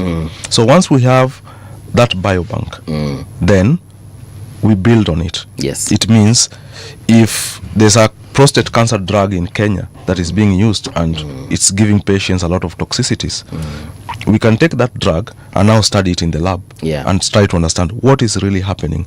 Now we can look at those KEM, VMAX, all those things that Professor Njagi used to teach us, and try to understand them. And then we can then tell the doctors that, look, these patients are not responding to this drug, or the toxicities associated with this drug is because of A, B, C, and D. But if we don't have that information, we are treating our patients blindly. I mean, our doctors are trying. I cannot blame them. They are trying because they really want to help these patients, but they are also hamstrung because medical research and medical treatment is a feedback loop. One constantly informs the other. Let's talk about the funding. How is funding in Kenya generally? Funding for medical research, specifically cancer. Let's not even talk about it. Let's not even talk about it. Paul, the problem is a little more fundamental. Our universities are not bastions of research. Research is not given the priority that an institution of the nature of a university should have. We do not really focus on the importance of research. We don't. These things we're discussing here, if we were research oriented, Yes. the medical schools we have would be researching into these things. Yes. That would have been the discussion. In fact, any drug coming in, the Pharmacy and Poisons Board would have long Lines. found a collaboration with the universities. So as drugs come in, there's a process by which you actually determine what it is that works for us and what doesn't. Most people begin and end any research they do at the point where they need it to graduate, whether they're doing a master's program. Yeah. Look at, for instance, those who study medicine. There is a unit called public health, the most disregarded unit. Yeah. People don't even think it's important.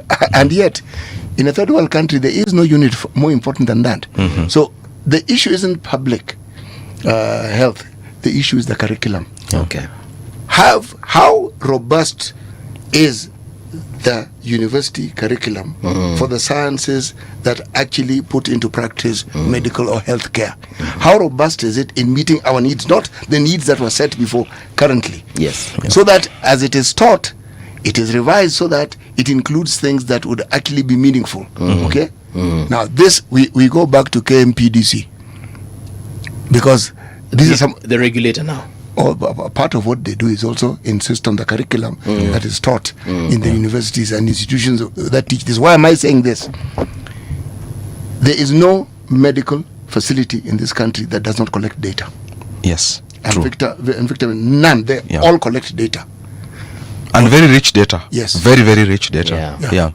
That data should be enough to actually inform us. All these things we're discussing here, collated, we would be thoroughly well informed. Yeah. You know, But that doesn't happen. It yeah, doesn't happen. you know, it angers me when Daktari here says some of those things he has said. For example, when I ask about research and asema we tusiende hapo. I feel like we have me, I want to blame the government for sure. Why? You can, but Because number one, the number of public institutions that we have that should be conducting this research alone, I feel like they are more than sufficient. Ama daktari nimekosea. Haujakosea. But let me also tell you that side with city a bit. Yes. It's a systemic institutional problem. When you have a university now deciding that, you know what, we want to offer bridging courses in mathematics, Yeah. or we want to offer certificate programs in catering and hospitality. Yeah. We They water down. We have mid-level institutions in the country that can offer those things. So the resources that are spent in these things, because you have to build classrooms, Yeah. you have to Hire the lecturers. get the right infrastructure needed to do all these things. When those things when those resources could be driven to Yeah. to So research. they focus on high level research as opposed to offering these other things. Yeah. Okay. I mean, if you're going to be a university, say for instance, I don't want to name the universities here because I know I'm going to be working with some of them. You're probably a university with a name with technology, Right. and then and there are many of them, so maybe they will now not know which one I'm talking about. Yeah, you have a name technology in your name as the university name, Right. and then I find you offering hospitality. I find you offering even a degree in law. I mean, There's a problem. there's a problem. Okay. We need to reduce some of these things, yeah, so that the core mandate of a university, I mean, Is realized. let me just tell you an example. You have postgraduate students. Somebody enrolls for a master's degree at any of these public universities. They are doing a master's degree in medical biochemistry or biomedicine or molecular biology. They finish their coursework, and then the department tells them, sasa endeni mtafute projects. Hii kutafuta projects unaenda kuitafuta wapi? It's supposed to be the university already having running Projects that you can plug in. that you can plug into. Yeah. That is why unaona mtu kwa hii nchi, you are doing a master's degree, Yeah. you spend 7 years. Okay. Yeah. You spend 7 years. Two of them looking for projects. Two of them looking for projects. And then there's also this thing that I really hate, and this I'm going to say it openly, where you make a master's degree student write a 50-page proposal, and then they submit it to the department, and from the department to the graduate school, this thing takes 6 months. Yeah, and then all those And people- the offices are in the same building. Yes, Yeah. and they all work for the same institution. yes, it takes 6 months. Yeah. And then you're supposed to defend this proposal. During your proposal defense, they tell you here iwezekani. That is 1 year later. Yeah. I mean, So you're wasting a lot of time up to running like a yeah, mouse. you are killing, because you know when somebody decides they want to do a master's degree, Yeah. kuna kitu wameona. Deal. There's a problem they want to solve. True. And then they want to spend a year. As little time as possible. They want, yeah. I mean, a master's degree should take 2 years. 1 year for the coursework, 1 year for the Research. research. And then mtu anaenda. So if you take 7 years doing a master's degree, how long will you take doing a PhD degree? Yeah. And this is the same country where we are crying that we don't have enough PhDs to drive the economy forward. That's why I know a lot of our colleagues after graduation wengi wenu mulienda nje. Yeah, many of us decided to Yeah. because I know I started doing my masters in 2012. Yes. When some of my colleagues also started doing their masters here locally. I went and finished my PhD in 2018. Wengine wako wamemaliza masters. Bado wanang'ang'ana Bado hiyo. wanang'ang'ana. Unasema kuzunguka. Zunguka. All right. Now, there's one last question here which you've kind of answered, but let me just say it anyway. Why can't we have a one-time drug than the suffering of, multiple doses of chemotherapy and more of radiotherapy and so? Like, can't we just have one pill that you take and then Yeah, I mean, And then what happens? upone Oh, from what? from this cancer? Paul, Yeah. again, we go back to research. Victor will come back to you. Yeah. Yes. Yeah. When you have something that seems to, again, defy what you put in place to kill it, it metamorphosizes, it mutates. Research is what enables you to, first of all, understand its composition. This thing that we're dealing with, what is it? Yeah. Once you understand that, then the issue of what it is you need to conclusively deal with it, that's when you will be able to begin that journey. Over to you, Victor. oh yes. Like I said, Yes. cancer is very different. Yeah, and we have many types of cancers affecting many different body parts. So there's no one pill magic that can solve this problem. Yeah. It doesn't work that way. Right. Yeah, it's us trying to get an easy way out. Yeah. I don't think it's gonna work. I think one of the biggest problem again, and it is something you alluded to, the fact that here in Africa we have this hatuelewi kansa vizuri, so tunafikiria kansa ni kama homa, meza flugon itaisha, meza cetirizine itaisha, but clearly it's not that way. Cancer is, like you've described, it's a monster. It's a living entity within yourself, so Yes. you have got to deal with it differently. Yes. And it has no antibiotic, it has got no antiretroviral, it has got no antifungal. So actually, Yeah. if we go back a little bit, before we used to give people chemotherapy. Yes. In the West, that is really reducing because of the massive investment that has been done into research. We are starting to understand that, this cancer is driven by this gene. So we make a specific drug to target that gene. Yeah? Or this cancer really likes where we have a lot of blood vessels. That's where it nourishes. Yes. So what we are going to do, we are going to make a drug that blocks those blood vessels, so that then it stops growing. So we call it targeted therapy. Yes. Yeah, it's really targeted. You know, chemotherapy is like, just from the name, chemicals. We throw chemicals at you, hoping that it's going to kill the cancer cells, but along the way, it's also going to kill other healthy normal cells. Yeah. So we have more precise medicines Yes. being developed in the West. Okay. That are really working well, are giving patients a lease of life and so on. Here in Kenya, while we are trying to adopt some of them, despite many of them not studied in our context at a molecular level, Yes. we are seeing responses, improvements among certain patients. Okay. But majority of our patients, we still do chemotherapy, we still do radiotherapy. Okay. Yeah, Alright. which, I mean, they work, but they have many side effects. They are not targeted. But we got to work with what we have, Yeah. because we cannot put our hands down and say that. Just But Yeah. our approach to healthcare, again, we have favored an approach that one we can't afford and one which perhaps not the most effective of dealing with it, the curative approach to it. The preventative and promotive aspects of healthcare Yes. is something we can afford, Yeah. and it's something we can actually do, and it's something that the public can easily understand if we focused on it. But then the battle here isn't a question that healthcare providers have, it's big pharma pushing what they have Yeah. vis-a-vis a country deciding on the policy that they want that would work well for their people in the health sector. Okay. It's a choice that must be made, and it's a deliberate choice that must be made, because the preventative aspects of healthcare are things that we can practice. They are not impossible. They are not difficult to understand, and they're things people can relate to easily. Okay. Yes. One last, or rather two last ones here. Actually three. The Kikombe amesema Preach City. Kikombe pia alikuanga KU but alimaliza way ahead of us. In a goal amesema people have lost trust of some vaccines. I never took COVID vaccine yet I am over 60. Victor amesema, this is Victor Lesasuyan. What if those people are afraid of billionaires who make vaccines like Bill Gates? He claims the planet is overpopulated and needs to reduce. Again, going back to that issue of vaccine and people understanding vaccines. So, I mean, you know, those are the kind of questions where if you answer them, you're doomed. If you don't answer them, you're damned. Yeah. So whatever the answer you give, Double-edged. yes, it's a double-edged sword.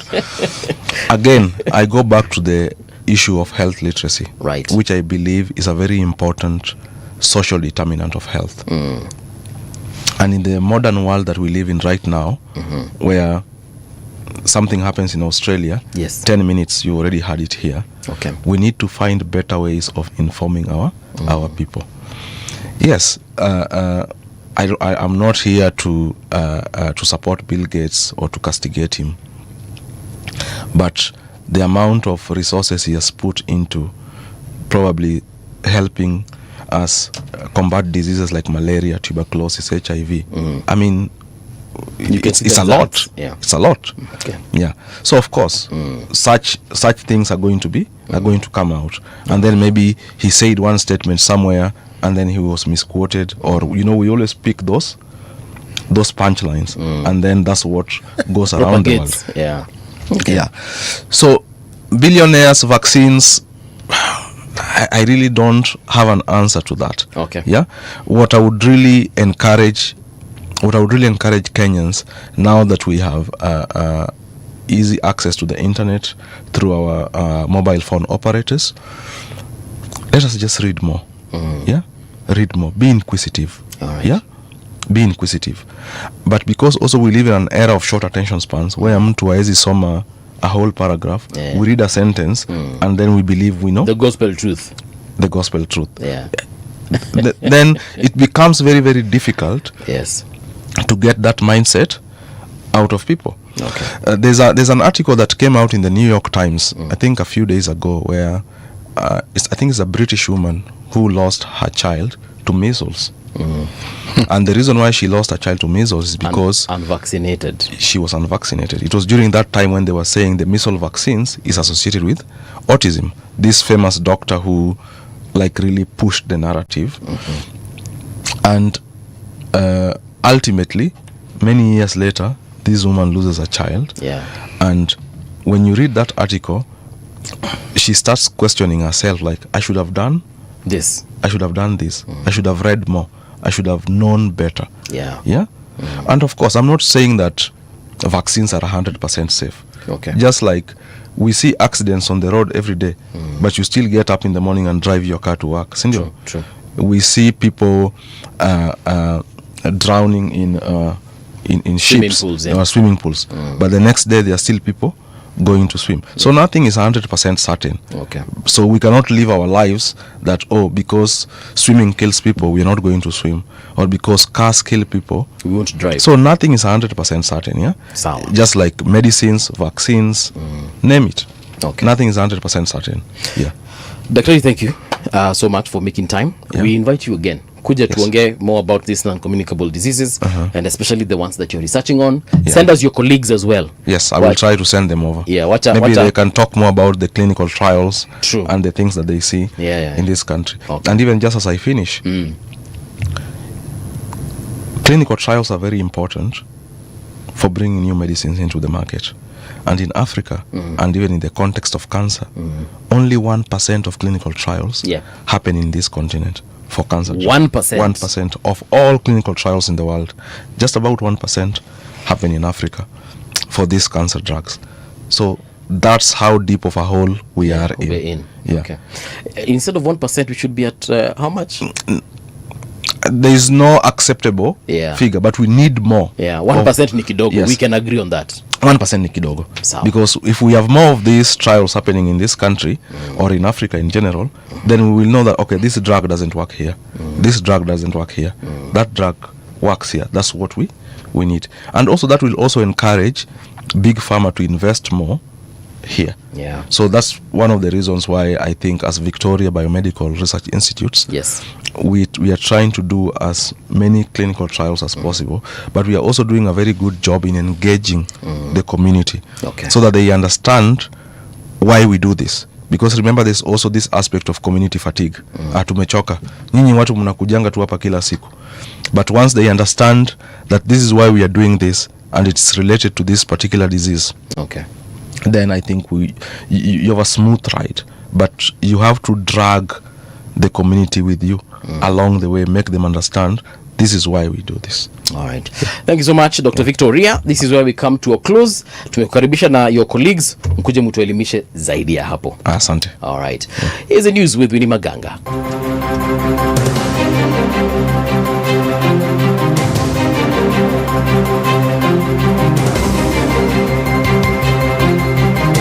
This is the Radio Generation News.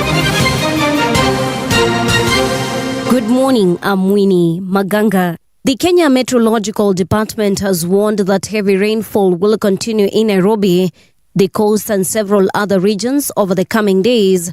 In its forecast for April 27th to May 4th, the department said rains will persist in the highlands east and west of Rift Valley, the Rift Valley region, the coast and parts of northeastern Kenya, with some areas expected to experience intense downpours within short periods. Kisii University is mourning the tragic death of a fourth-year student who died in a freak accident over the weekend. Mercy Chepkemoi, an English and literature student, was electrocuted by an exposed wire while hanging clothes at an off-campus hostel in the Fanta area of Kisii on Sunday, April 26th. She was set to graduate in December, a milestone that now remains unfulfilled after her sudden passing. We are saddened by the demise of our fellow comrade. As we've been told, is that this comrade, she was in fourth year. She was only remaining with one paper so that she clears 844 system. But it was cut short by the carelessness of the landlord. Sana hata jibu anaongelea hii maneno mwenye naweka stima kelera hivyo ni vibaya, sio vizuri. Tunataka tuamize kwamba ikiwa watakuwa wanaweka kila siku wataconnect hizi stima bila idini ya KPLC. The County Government Workers Union has backed the appointment of Martin Nagole as Managing Director of the Nairobi City Water and Sewerage Company.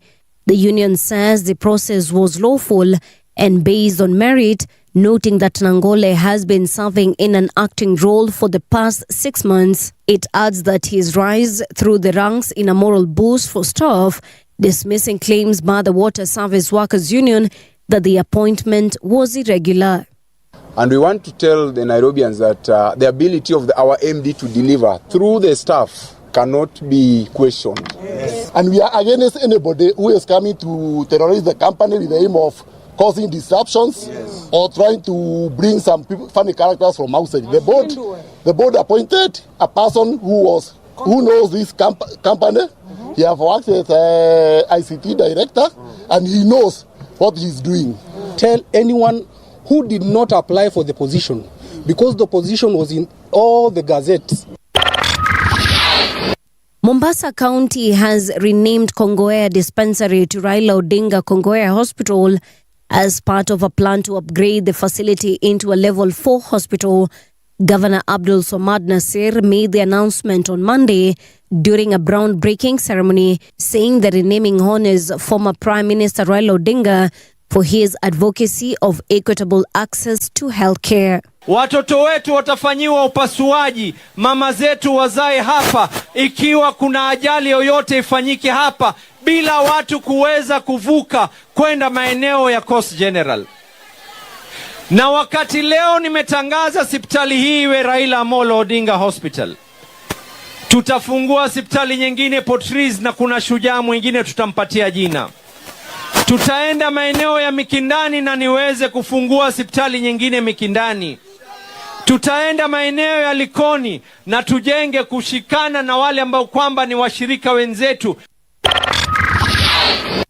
The death toll from a train collision near the Indonesian capital Jakarta has risen to 14, with another 84 injured, the train operator said on Tuesday, as rescuers work to extract survivors still trapped in the wreckage. The collision between a commuter train and a long-distance train happened late on Monday in Bekasi, just outside Jakarta. Officials from the state's railway firm, PT Kai, said the death toll has risen to 14 and that evacuation work was still ongoing. And that's the truth on Radio Generation. Good morning, I'm Winnie Maganga.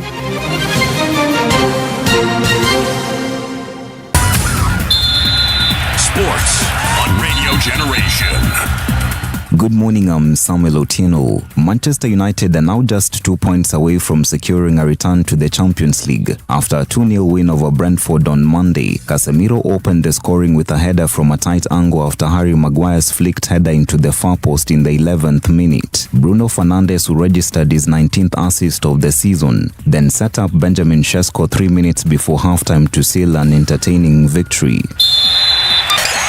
Anthony Joshua has signed a deal to fight fellow former heavyweight champion Tyson Fury. This is according to UK media. Joshua, who has not fought since he was a passenger in a fatal car crash in December, will first have a comeback fight against Christian Prenga in Riyadh, Saudi Arabia on 25th of July. Fury and Joshua, both two-time world champions, have carried British boxing on the global stage for more than a decade. And that's your sports update on Radio Generation. Good morning, I'm Samuel Otieno. Sports on Radio Generation. The views and opinions expressed on this program are those of the guests and do not necessarily reflect the views of Radio Generation. Radio Generation assumes no responsibility or liability for the interviewee's views. This is Radio Generation. In the beginning, there was morning radio. But now there is Radio Generation's The People's Breakfast, curious and bold, getting facts from the shadows. That's what it is. Now, as the city wakes and secrets stir, a bright new voice shines. The People's Breakfast, your morning, your voice, your journey. Good morning. Good morning, my neighbor. Welcome to the home of hard truths and bold insights, Radio Generation. Yes, indeed. Welcome back to Radio Generation, the People's Breakfast on 88.8 FM in Nairobi. Mombasa, it's 90.7. Alafu Garissa, it's 89.5. In this hour, we want to talk about the looming crisis in the education sector. In studio, we do have we do have Deputy Secretary General, Kenya National Union of Teachers, Hesbon Otieno Agola. Hesbon, good morning and welcome to Radio Generation. Good morning, and I feel privileged to come to Radio Generation. It is the first time I'm here.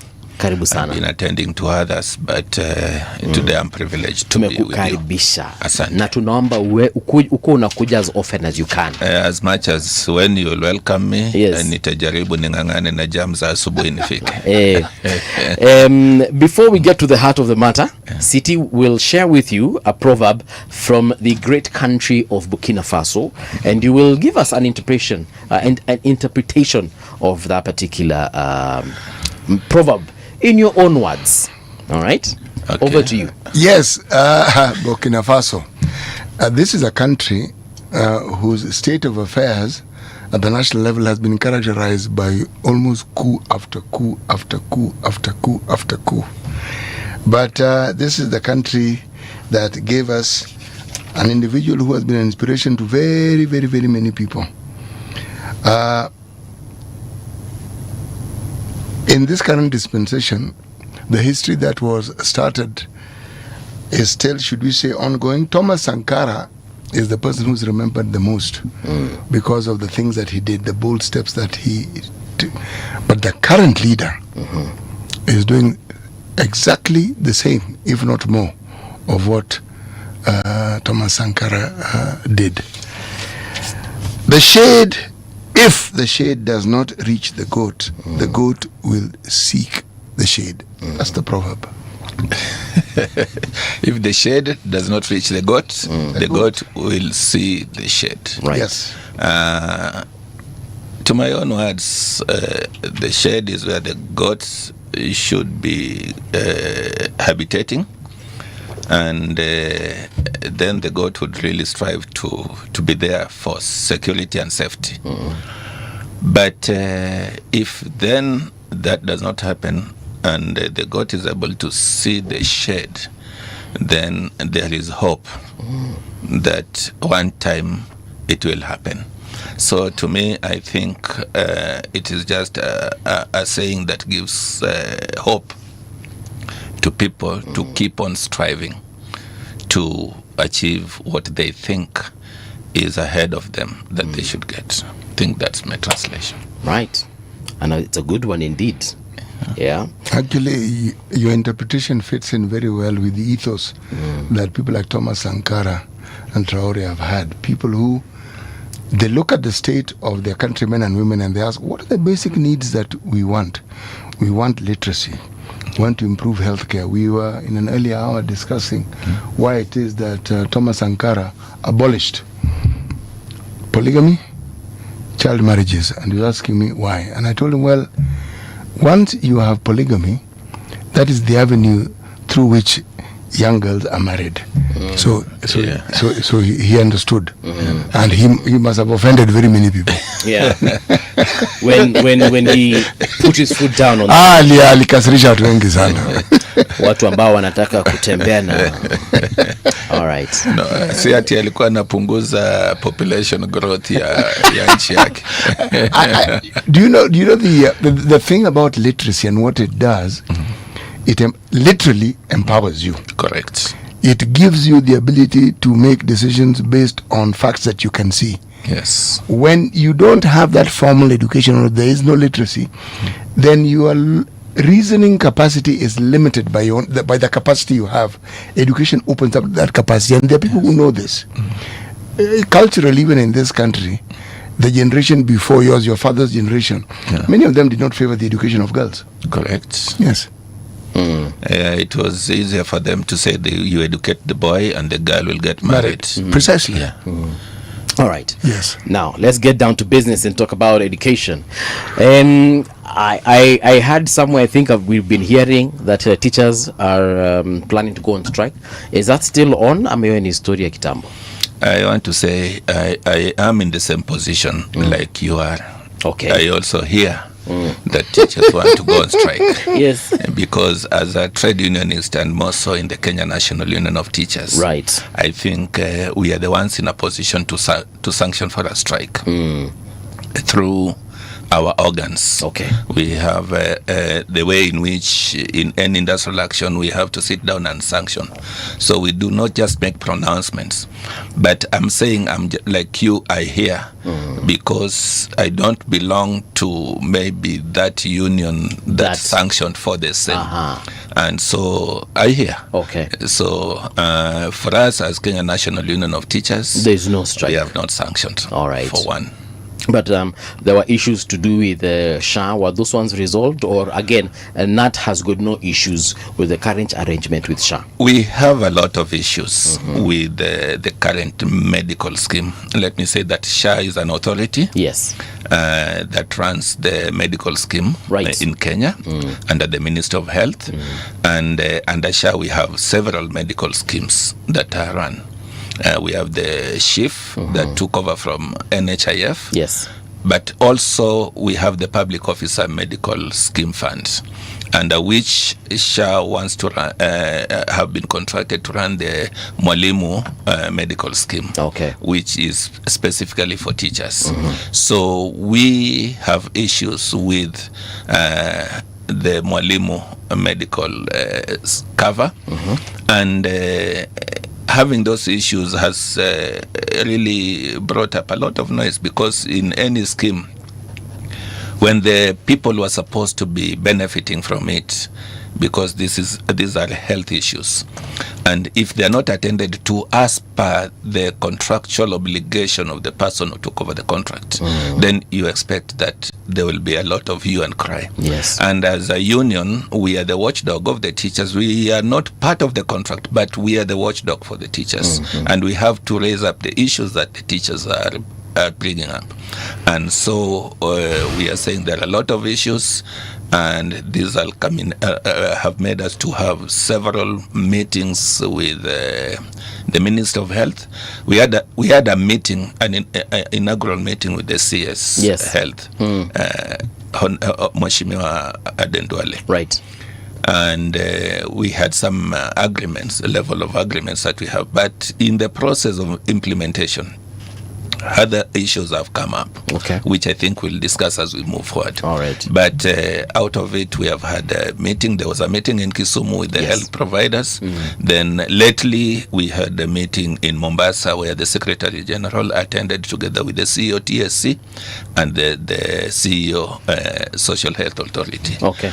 Now, out of this, and today, as I leave this studio, we are having a follow-up meeting with the CS again on this matter. So it means that we are up and about to get ways in which all the issues that are being raised by our teachers on the matters to do with the medical scheme are solved. Okay. Yes. All right, then I guess we shall wait for that meeting, and perhaps we shall get information as it trickles down. As far as the education sector is concerned, now when we go to the classroom, in January there was talk of lack of STEM textbooks. Is that still the case? Was that issue resolved? Was it more than just STEM textbooks, or is there something else that we should know about the situation?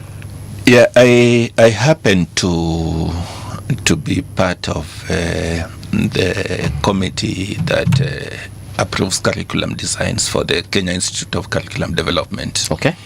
And indeed, prior to January this year, the curriculum designs had already been approved for a grade 10, grade 11. In fact, we were doing 11. And so it means that once the curriculum has been approved, then it means that the people who develop learning materials should take up the task of now coming up with the learning materials. And the procurement of the learning materials is purely the work of the government. We moved from the situations where the schools were procuring. They were being funded to procure. Okay. Now it is the government that procures on behalf of the schools, and then they distribute. So by January, there was that hue and cry that we had textbooks that were supposed to be used on STEM, that is science, mathematics, engineering, technology. And so up to by the time that the schools were closing, we did not get a lot of issues coming up, and even as we are we were moving towards opening of schools after the holidays of April, Easter holidays. It has not come up to us that there is still a shortage. So it means that maybe the government has tried to provide. Okay. Because up to now, maybe we would have had issues and concerns coming from the schools, which we would have again taken up with the ministry to tell them that there is still shortage. You see, we talk about quality education. Yes. When we talk about quality educations, 3 major ingredients must come in. We have quality teachers who we should say we have adequate, well-trained teachers in those schools. Then we have quality learning materials, and this is where the textbooks come in. Okay. If you have a good teacher, but the teacher does not have quality learning, teaching and learning materials, then that would not be possible. Then finally, the quality environment for learning, where a student has all the what we call child-friendly environment to learn. So these textbooks are part of what is required to provide qualities. And every other time teachers have challenges of textbooks in the school, then they should raise up the issue. So when we are opening for second term and we have not had anything to do with that, then meanwhile we say maybe things are okay. Just before the holidays in April, again, another headline in one of the dailies, I believe it was the Daily Nation, that said, as far as textbooks for grade 11 are concerned, nothing is happening on that front. And from the timeline, the chronological timeline that was put down, it's like it's a bit too late to even start that process right now, because if it was to be started then, we'd still not have enough time to ensure that when schools open in January for grade 11, that they will have textbooks. These are called pre-planning before we go to the next grade, because now we are at grade 10. Yes. You saw the hula baloo and the things that were there in the transition from grade 9 to grade 10. And we had a lot of maybe dissatisfaction in some areas. And I think as we move from grade 10 to grade 11, yes, the government should be able to project and focus and say that in 1 year's time, there will be transition from grade 10 to grade 11. True. What are the requirements that ensures that there is smooth transition to that grade? And part of it is the preparation in terms of provision of learning materials. Yes. Where we also have the textbooks for grade 11, as you say. And as I have rightly put it here, that the Kenya Institute of Curriculum Development have already approved the curriculum designs that are going to be used in grade 11. In fact, they are working on grade 12 now. Okay. As they have already approved, then it means that the publishers have been given a go-ahead to start preparing, maybe watafute watu ambao wataanza kuchapisha vitabu, waangalie kuwa vitabu vina content ambayo inatakikana, and so that go-ahead is there. But again, the government being the customer, who should be buying these textbooks, because you cannot produce books which will not go anywhere because you don't have somebody to acquire. And the government is the major customer. Maybe the same government who is the major customer did not pay for the previous supplies, so it means that there is a gap, there is a debt. Okay. So you cannot you cannot go to you cannot go to the industry to start preparing for the same customer who has not paid you for the previous supply. So you wait. In the process of waiting, there is a delay in the timelines in which you should be the preparation should be done.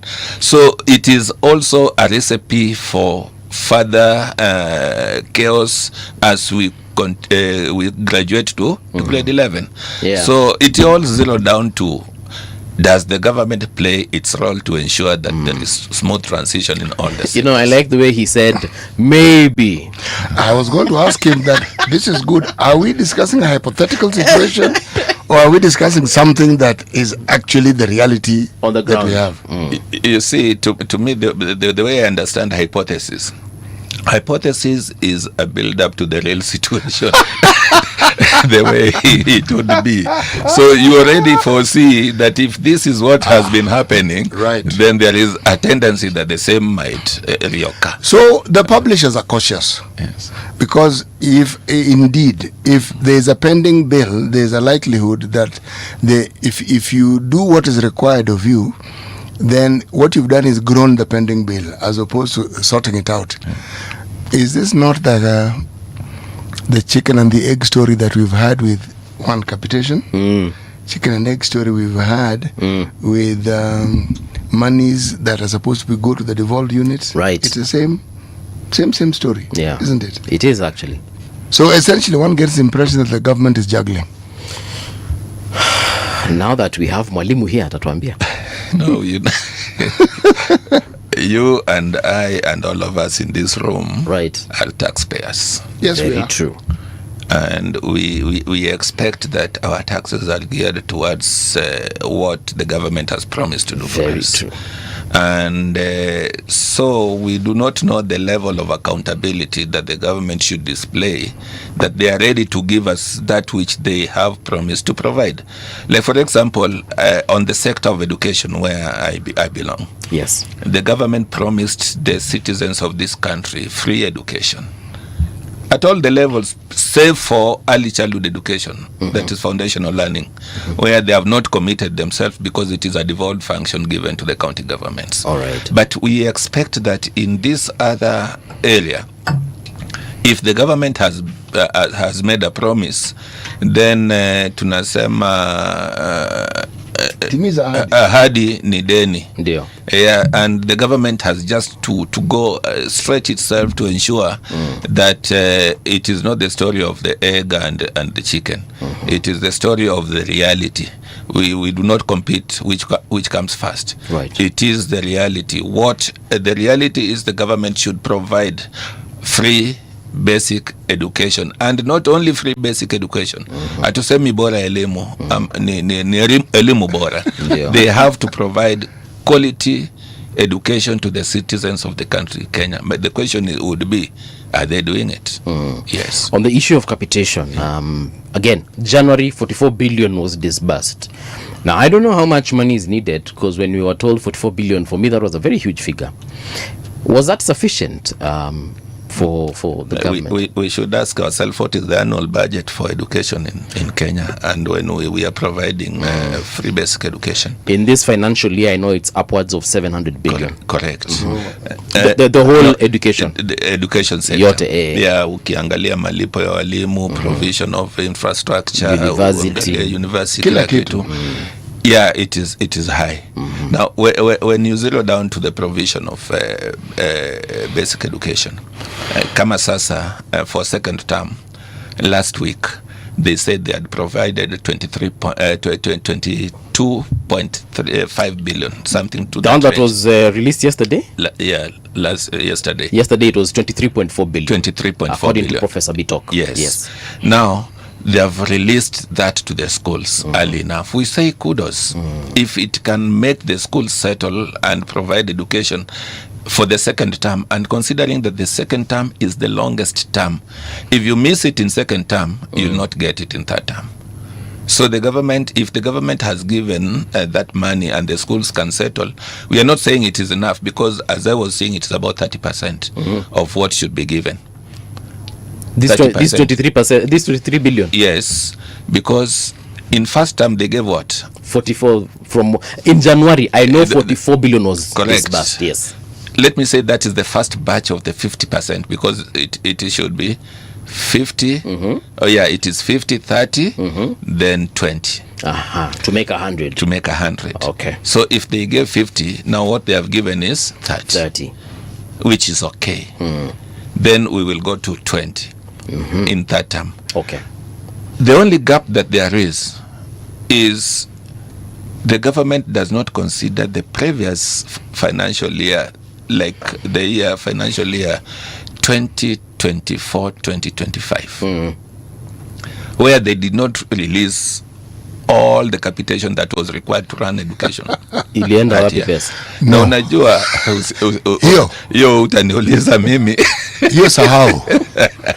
If it wasn't given in that year period, forget it. Yeah, that is that's gone. That is gone, because that is a fiscal year that has gone, and now you have another year. So it means that if you are running a school that had debts, it's like we ngangana na mashine yako ya hiyo miaka imepita. Wacha tufikirie mambo ambayo yako hapa. Waswahili wanasema iliyopita si ndwele tugange yajayo, lakini hiyo ni ndwele kwa sababu you have to struggle with it and get money to clear your debts. And you have said if we do, like for example in this case of second term, umesema if we don't get it right in second term, Yes. then we won't even get it right in third term. Correct. Yeah. So that would then mean that our schools keep on struggling every other year. Actually, the debt that the schools have keep accumulating. Yes. Because if the disbursement that is meant to settle these debts are not sent to the schools, and the government says, well, it's a new financial year, so you are constantly accumulating it. Yes, but politically we will say we are doing well. We have dispatched money for education for this financial year. So we are doing well No, we're not. politically. Actually, we are not. Huh? We are not doing well. No. The politicians, that is what they will say. Like when there is a government pronouncement, we have given money, they do not give reference to what they did not give. No. That is actually never spoken of. And even when the question is asked, it is actually never responded to adequately. Yes. But the debt exists. Correct. It is there. It exists. And you see, when you say debt, it sounds, what do you mean? Okay, ask yourself, what do the schools use the money for? Now, if they acquired services, if they acquired provisions which they were supposed to pay for, and the money didn't come, they did not pay for those provisions. Wakona deni. Iko deni. So if you pay them now, and they have the same providers, and they pay them, they will not be paying for the current. They'll be paying for The what was priority owed. will be to clear the debts that were, Yes. so that you can have the confidence of the same suppliers giving you supplies on credit. Yes. Yes. So basically what you're trying to tell us is that we are cooked. Actually, I wouldn't say we are cooked. We are halfway cooked. Well, the point, no. Okay, medium rare. No, we are alive and kicking. You see, we are not talking about a problem in a different country. It's in this country. And we're talking about resources which politics by its very nature should ensure is divvied up in the way it is intended. Okay? When you have that budget for 700 billion, that 700 billion ostensibly is to take care of what you need now and what was to be taken care of previously. That's what the money is for when you budget for it. It's to understand the real issues that this money is required for. So if you didn't pay for it, the rightful question of where did it go to, that question must be asked. That's number one. Number two, it is the burden of the government to ensure that those debts are paid. Because the schools don't acquire those debts for their own satisfaction. They have students, there's learning that takes place. It's an ecosystem within which certain costs must be incurred. So it is not that we are cooked. This is not a situation where you take this position that no. 700 billion, or in the previous one, these amounts. Yes. Forget the audit. I was going there now to the audit. Yes. But okay. If then let's go with the audit. Because were we told in the previous year that of the budget that was allocated to education, that some money was returned to the exchequer? That would be a very interesting thing, because we have always heard that the monies that have not been expended are returned back to the exchequer. Now, and there is still a hue and cry in terms of the provision of what is expected for us to run qualitative education in Kenya. Why should we have money going back, yet still we do not have adequate to finance education? Like, for example, let me bring you to the very clear crisis that we have in education sector now. Okay. The teachers who did the management of assessments last year, the national assessments, examinations, what we call examinations they were, but now they are assessments. Okay. The ones who supervised and the ones who invigilated. Right. We're talking about these exams, the national examinations, okay. KJSEA, KEPSEA, Hizo zote. Right. The teachers who participated in invigilation and supervision up to now, they have not been paid. And what? We're talking about last year. The teachers who managed examination last year up to now, they have not been paid. We are in what? We are in April. We are going to June. We are going towards May. The next budget. Oh yes, we are actually, yes. We are moving and this is something that was supposed to be in the last budget. And the money was provided for. And I believe the ministry got the money, or the Kenya National Assessments Council got the money. I believe so. Can I ask a question, Hesbon? If these teachers have not been paid up to now, and we are planning to run assessments starting November. Yes. Na sijui unasema kuna pesa ilirudishwa.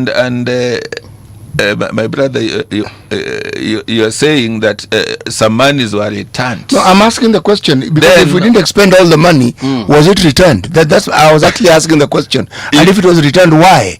And yet it was budgeted to be used. What I don't understand, do students still pay for exams or assessments?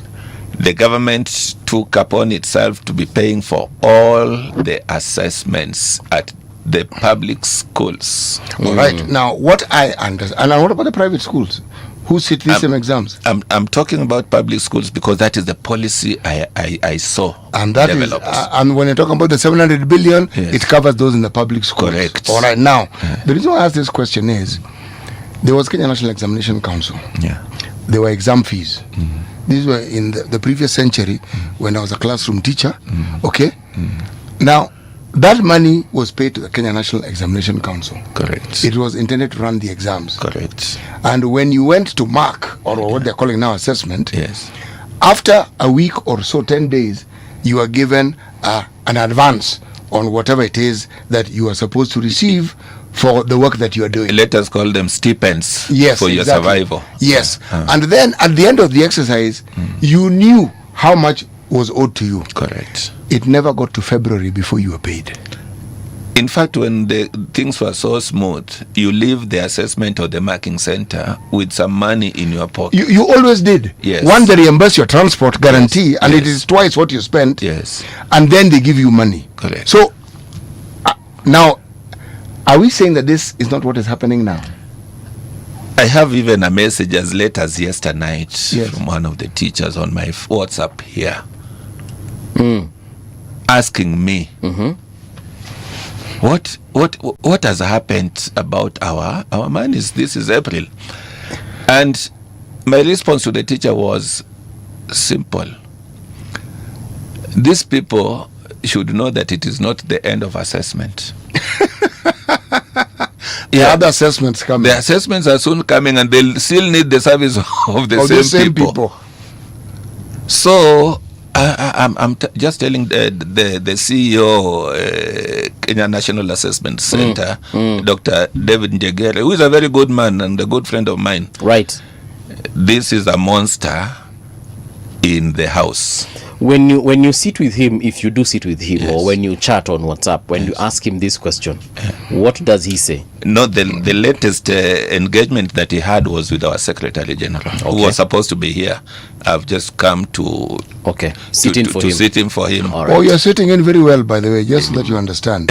So You continue. did a good job. So they had a conversation, and Dr. Njengere promised the SG that they are aware that they have not paid, and they were looking for funds to make do this April.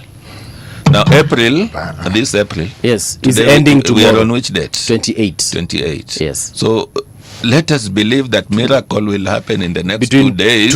Today and on Thursday. Yes, 2 days for Dr. Njengere to get money to clear up the teachers who did the supervision and invigilation. On the issue of returning money, I was just checking the ministry website, so if you can just read this paragraph. They're saying that they had funding gaps and a deficit. So rather than having excess funds to return, the sector faced a significant funding gap for the year 2024-2025 financial year. A projected gap of over 30% existed in the education sector budget. I don't understand. Funding gap, meaning they had a budget, 30%, yes. but there's 30% of that budget which they did not get. Whatever money they were given, which was about 656.6 billion for that financial year, this was 30% less what they needed. There was something, I think, if you check again, you might find in the budgeting of the year 2023-2024. Okay. And then the budgeting of the year 2024-2025. In the discussion towards the budgets. Right. There was a very serious debate of Kenya National Examination Council not being funded. Okay. Having zero allocation. Yes, there was that discussion. How do you not have funding, or rather conversation around funding for that particular? We wondered, and as unions during those times, we asked them, in the calendar of education, right, one of the major aspects that should never be overlooked, Is because it assessment. has to happen, it will happen, right, is the assessment. Yes. Now, if the parliamentarians sit in parliament, and even we have a committee in parliament on education headed by one my friend Melid, they can sit and they are not seeing that there is a challenge in budgeting for assessments, and assessments are like they must happen, then there must be a problem even with our legislators in parliament. But what is the Yes. plan? Because maybe there's a plan that they haven't told us, or that we haven't read of. When you sit, Every other plan that governs public must be in public. You cannot say you have plans that have been shelved that you'll unleash when that time comes, that the public does not understand. Yet up to now we have not paid people who manage the assessments. Paul, then which is this plan that you would be talking about? Paul, you have a budget, and within the budget of budget items, okay? You are telling me yes, that you budgeted for everything and not the assessment. you know, sometimes, and again, just forgive me for saying this, but sometimes you can budget for food in your house and completely ignore nyanya na kitungu, because you probably think that you can have food without nyanya. Exams are not nyanya na kitungu. I'm just saying. No, there is the other thing. You can budget saying this is not a priority as at now, but I look for money, yes, to deal with it when it comes. Then when it comes, unasema wacha nikope nyanya kwa sababu wakati wa nyanya umefika na sina pesa, nikope nitalipa baadaye. Okay. Baadaye inafika huna pesa. Let me ask kwa sababu hawa walimu labda wao ndo walikuwa nyanya ya kukopwa ambayo italipwa baadaye. Sasa imefika baadaye, hawa walimu hawajalipwa na nyanya inahitajika saizi. Yes. Now let me ask you, Mr. Otieno, how much money is needed to pay these examiners? I might not have the actual figure because I did not research on it, but I could get it. Yes. But considering that you have a magnitude of about, let me say, about over 50,000 teachers engaged in this exercise. I want to do that mathematics just now. Over 50,000 teachers engaged in the exercise, and then averagely, because they are even poorly remunerated, right, give every teacher about 4,000. Okay. Then you have 50,000 teachers. Then you can come to about 200 million or above, something like that. Actually, you're right. It's 200 million. Yes. So, you know what? Let's even double this amount to 400 million for the sake of doubling it. Correct. Unataka kuniambia tuwezi toa 1 billion kutoka State House? Just one. Actually, sorry, half a billion or 400 million from the 17 billion budget that they have, that I honestly feel they don't need to pay those teachers. Paul, there was a time when PEPFAR, when they were reducing the funding, before Trump came in, they tell you in advance, hii ndio pesa tunapunguza tukiendelea. Ikifika mwaka fulani, we will cease funding this particular project. So mjue vile mta jisort. It was the blood donation services. Because when you talk about HIV, blood is a very key component of that whole process. Do you know that the blood donation services ground to a halt, and the ministry said they had not budgeted for it? You think it's surreal. You didn't what?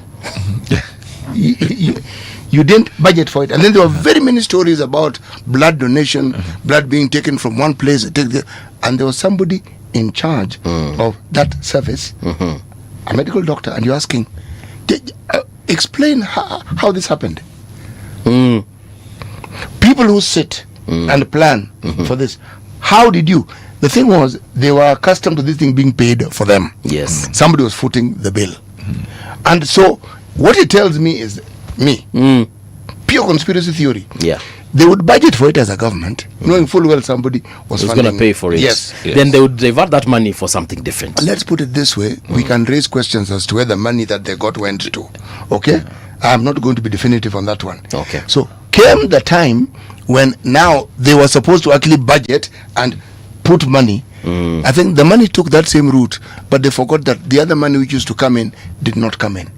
Now, so when you're telling me about exams, yes, if the government was funding the Kenya National Examination Council. It means the monies that were intended, one, for those who work there, for the students who are going to sit for the exams, exam papers, the cost and everything. Part of the cost is making sure that you reimburse those who do the assessment.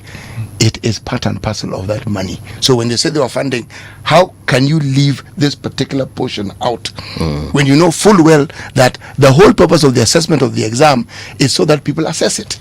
How do you think those teachers are feeling when they see that the office of the deputy president has an allocation of about what, $500 million for choppers? Hiyo hapo ndio kidogo unaona priorities ziko hivi na vile. Sasa bado tu tunarudi kwa, because you and I, we will discuss this and we will even give our proposals. Right. We will even make the public know.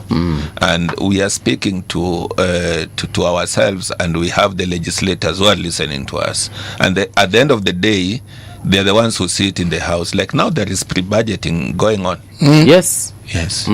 Where every department is bringing up their budgets, what they expect to be covered within the next financial year.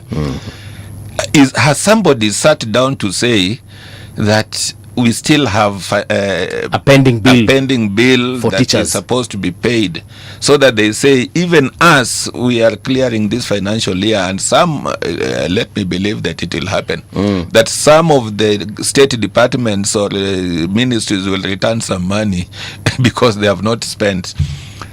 Are they thinking that there should be some clear debt spending bills that need to be cleared before we transit to the next budgetary level, so that when they sit down, they focus? Like, let me tell you, the issue of non-payment of assessment is a crisis, a looming crisis that need to be solved as today. Those teachers need to be paid. Let us not even talk about employment of teachers, which will come, which need to be addressed. Let us not talk about when we talk about employment, you're talking about shortage of teachers. We are even talking about the very issue of provision of learning materials and textbooks that you're talking about projecting for the grade 11. The challenge we have now is the examination. Me, I sympathize with, if Dr. Njegere has not received any money today, I sympathize with him and the Kenya National Assessment Center, because he is getting this pressure, and he will get it because the government will always want results. Results from where? Yes, from where? And you're not ready to fund, and you want results. You get it from where? So are we saying that if this is not sorted, assessments for this year will collapse? Paul, we've seen it before. There have been occasions where assessors have gone to the centers and they've said, we're not moving. Yes. It's happened. It's not that easy. It's theory. No, it is even better you're saying they will go to the centers.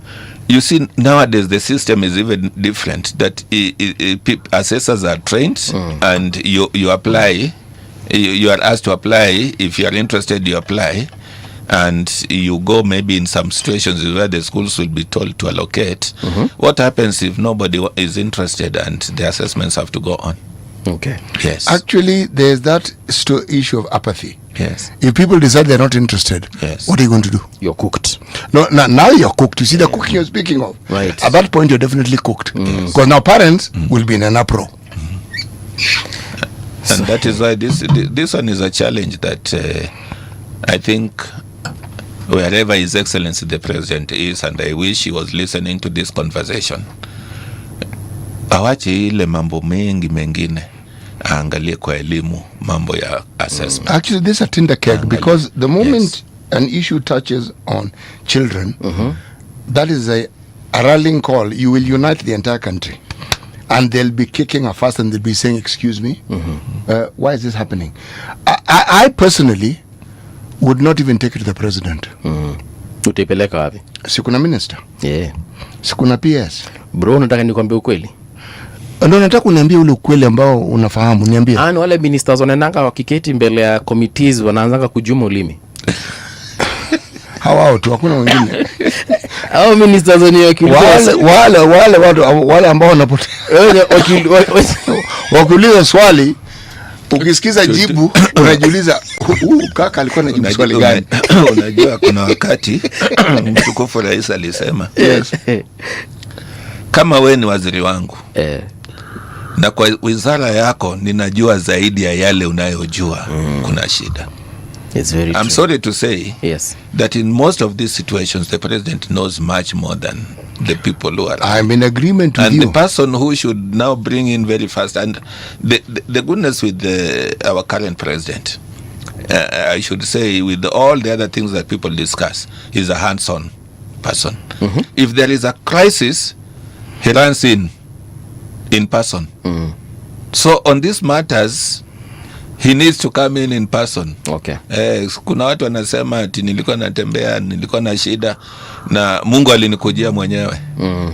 These are situations where you need the presence of His Excellency's intervention. Yeah. You know, Hezbollah, there's what you say is absolutely true, but the underbelly of this truth is this. If the ministries know the president will intervene, it doesn't provide a situation within which they actually exercise the mandate that is given to them. Because I do not see why it is that we always have an excuse of a minister. We keep saying this, hajui, so anafanya nini kama hajui. We know the account holders, and we know the PSs, and we know the people who are in charge. We know their directors. We know. But this knowledge doesn't help us move forward, because the Ministry of Education is not a mystical ministry. It's a logical ministry. Its functions are logical. They are not difficult to understand. But every time we discuss it, it's like you need an out-of-body experience to actually understand what's happening in the ministry. Things which ought to be simple and straightforward. And I say this because they have been simple and straightforward in the past. So why are they not simple and straightforward now? Let me zero down to this particular aspect that we have really engaged on. Does it mean that the CS education does not know that the examinations were not paid for? He knows. Does it mean that he's not listening to the hue and cry of the teachers who did the assessment? Then what is this that, okay, has he even come up to give an assurance to these people that the government is doing this much to ensure that you are settled? Nobody has made a statement. Everybody is quiet. I told you our SG visited the CEO the other day, and there was a promise. You see, the CEO, if he is not funded, he can only promise. Yes. Because he's also looking for the money. He'll promise what he has been promised. Yes. Bwana, mimi naweza fika mahali nikwambie ukweli, nikwambie bwana, hii kitu ni kama ikuji. Sasa nyinyi fanyeni kile mtafanya. On a serious note, because I will not keep on postponing, and yet I know also my efforts are being frustrated up there. And that is why I was saying, all factors constant, that the CS and his team should be looking into these challenges. If it is beyond them, because might be they have also put up efforts to the Treasury and the Treasury has not budged in any way, then His Excellency the President should just come in and say, Treasury, hey, we are having a crisis here. Shelve this one. Sort this one. Like I've told you, it's a very simple thing. 17 billion yenye inafaa kwenda State House. They can remove that 200. Mbona State House ndio unavamia zaidi? Because you have said that if the president should step in. Yes. Yeah. So I am sure they can do some austerity measures in there. They can look at ways where the monies can be found. Tunaona ni hesabu kidogo. They can look at in the government budget waangalie walipe hii, kwa sababu after some time you'll still need the services of the same people, because this is a recurrent expenditure. I heard that also, like for example, these empowerment programs that happen in the same State House, if they were to be postponed or shelved at the very least, because I understand every visit costs State House upwards of 100 million. If they can just postpone too, I mean, surely teachers have their money. Yes. Is that so difficult? You know, Paul, the thing I find confusing is not even that. It's where the truth lies. Because it isn't. Have you heard people in the Ministry of Education not being paid their salaries? No. Yes, and well, neither have I. Okay? So it means there is some money. Yes. My question is, Why are some of these things not a priority? Number one. Number two, there are those who will argue that the president must know. You ask the question, the minister know, yes. So, if you know all these things, why then are you sitting on a powder keg that makes the government unpopular? Because whether you like it or not, this one makes the government truly unpopular. Yes, in a choma kabisa, and you can't engage reverse gate. Why do you perpetuate this situation? You don't even explain. You don't even talk about it. At least come up with a lie so that we can at least have a discussion that this guy is lying to us. All right? None of that is happening. So people are left to formulate their own interpretation of the situation. It doesn't forebode well for the government. Why? You know, even on that issue of lies, it doesn't augur well with the citizens. There's another problem with that. The reason why I am mentioning it, because of the contradictory nature of the lie. A softer landing word would be false hope. Okay, we can work with that one. I am actually being ridiculous in my approach. It's called absurdity. Okay. Are we saying that you cannot come up with anything that can mollify or get the teachers to understand? You know, there's something called installment. Okay? If you owe these teachers 4,000, give them 1,500. They'll kick a fuss, but they're not going to return the 1,500. Okay? They'll feel at least there's movement. But this one, nil by mouth. Nothing is moving. Now, the repercussions is what I'm worried about. So, now, a conspiracy. Okay, full throttle. Yes. Are there people who are deliberately working to ensure that this government is seen in the worst possible light? Okay. Now we're in the realm of conspiracy. That's why I gave you for warning. I said, I'm now going full conspiracy. But even if, let's even assume someone was doing it intentionally, right? Yes. You want to tell me that the president, the team, the ministry, CS Migos, Aonio. Well, the question I'm asking is, if there are people within who do not have the wherewithal to carry out this mandate, and we say they were appointed by the president, so what exactly are we seeing? So the president is self-sabotaging? To be honest, I don't know. I think to some extent there should be, if maybe not unless the intelligence of the country is sleeping on the job. Because those are things that would be very detrimental to 2027 as we are coming to 2027. Yes. Yes, because the government has promised a lot. And the success of the government is purely the success of the programs they have put in place. Service provision. I hear, you see in the campaigns, we are all privy to what you people feed us as news. And you know, you tell us somebody goes on the political platform and he says ours will be gauged on the service that we have offered, not the many rhetorics that we have given. Yes. So if you say ours gauge us on the service we have offered, then there's this problem. This is the service that you want us to gauge you on, then already you should know the level of how we are going to vote. Are we giving them an F or a D? I'll not respond. In my time, there was something called a Z. When you got that Z, you had failed beyond failure. you know, when you come to assessment, there is something that is now very tricky nowadays. Yes. If you are given an E, you have exceeded expectation. But during your time, or my time, an E was a failure.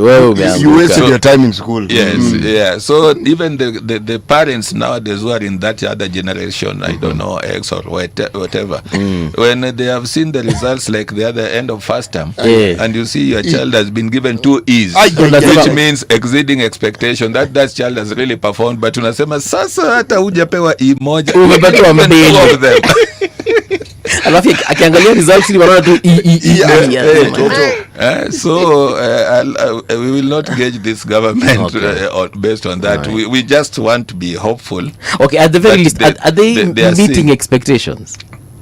The one below meeting is what? The one below meeting. Approaching expectations. Okay. I will not let me just gauge them on the 50-50 that they are meeting expectation, because if we have other spectra of judging what they have done, like we started by having a conversation in terms of provision of textbooks and maybe infrastructure development, capitation to schools, and then now we have this one, it would be very unfair to say they are approaching.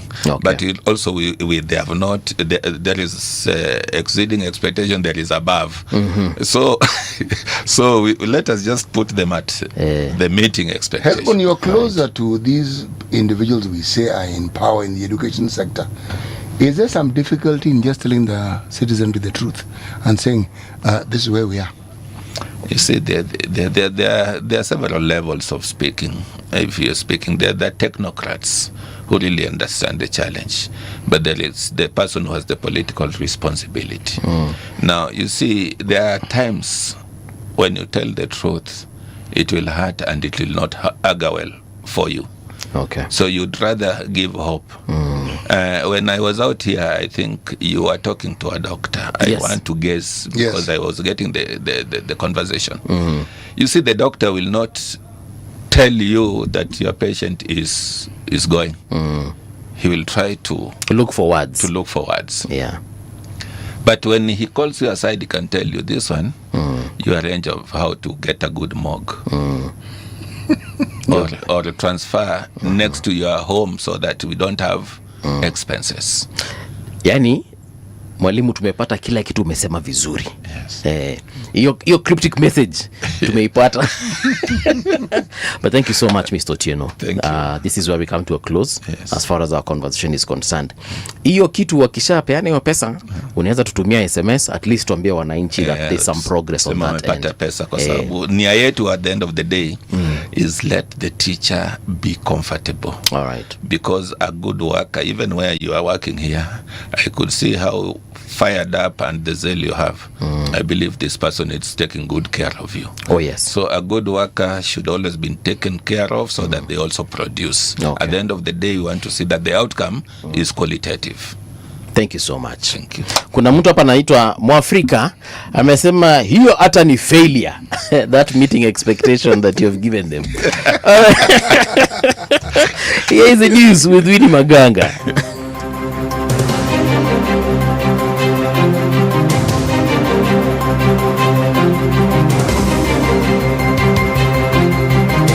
This is the Radio Generation News.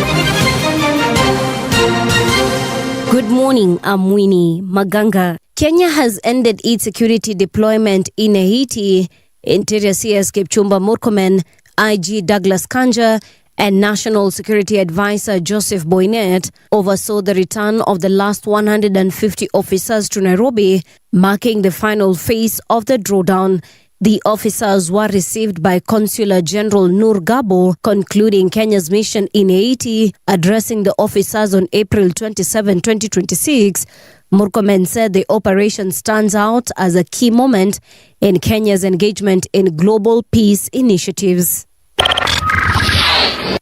Principal research scientist and oncologist at the Victoria Biomedical Research Institute, Dr. Victor Oria, has warned that cancer cases in Kenya are significantly underreported. He cites fragmented data systems and low public awareness as key barriers to understanding the true burden of the disease. Speaking on Radio Generation today, Dr. Oria explained that the illness originates deep within the body's genetic makeup, where normal cell processes break down. So it needs to evade the immune system. It needs to survive. So all these genes that allow it to survive are switched on. That's what simply a cancer cell does. It switches on each of these genes that allows it to survive, so that no matter how many times it divides, no matter how old it gets, it still survives. So it's that simple analogy. It just switches on certain genes or switches off certain genes. Right. I could also use another analogy of a vehicle. You have an accelerator and a brake, and those two create a balance. You're going too fast, you see a truck in front of you, you slow down. So what cancer does is turns off the brake and switches on the accelerator. So ni kwenda. Or the accelerator is just on, it's just driving, but the brake is off. Or the other way around. So that way, that balance is off. Teachers in Machakos County are calling for better working conditions, including permanent and pensionable jobs, school anatomy, and timely payment for examiners and administrators. Kupet Machakos branch chairperson Martin Mutisia says delays in payments and poor conditions are affecting the education sector.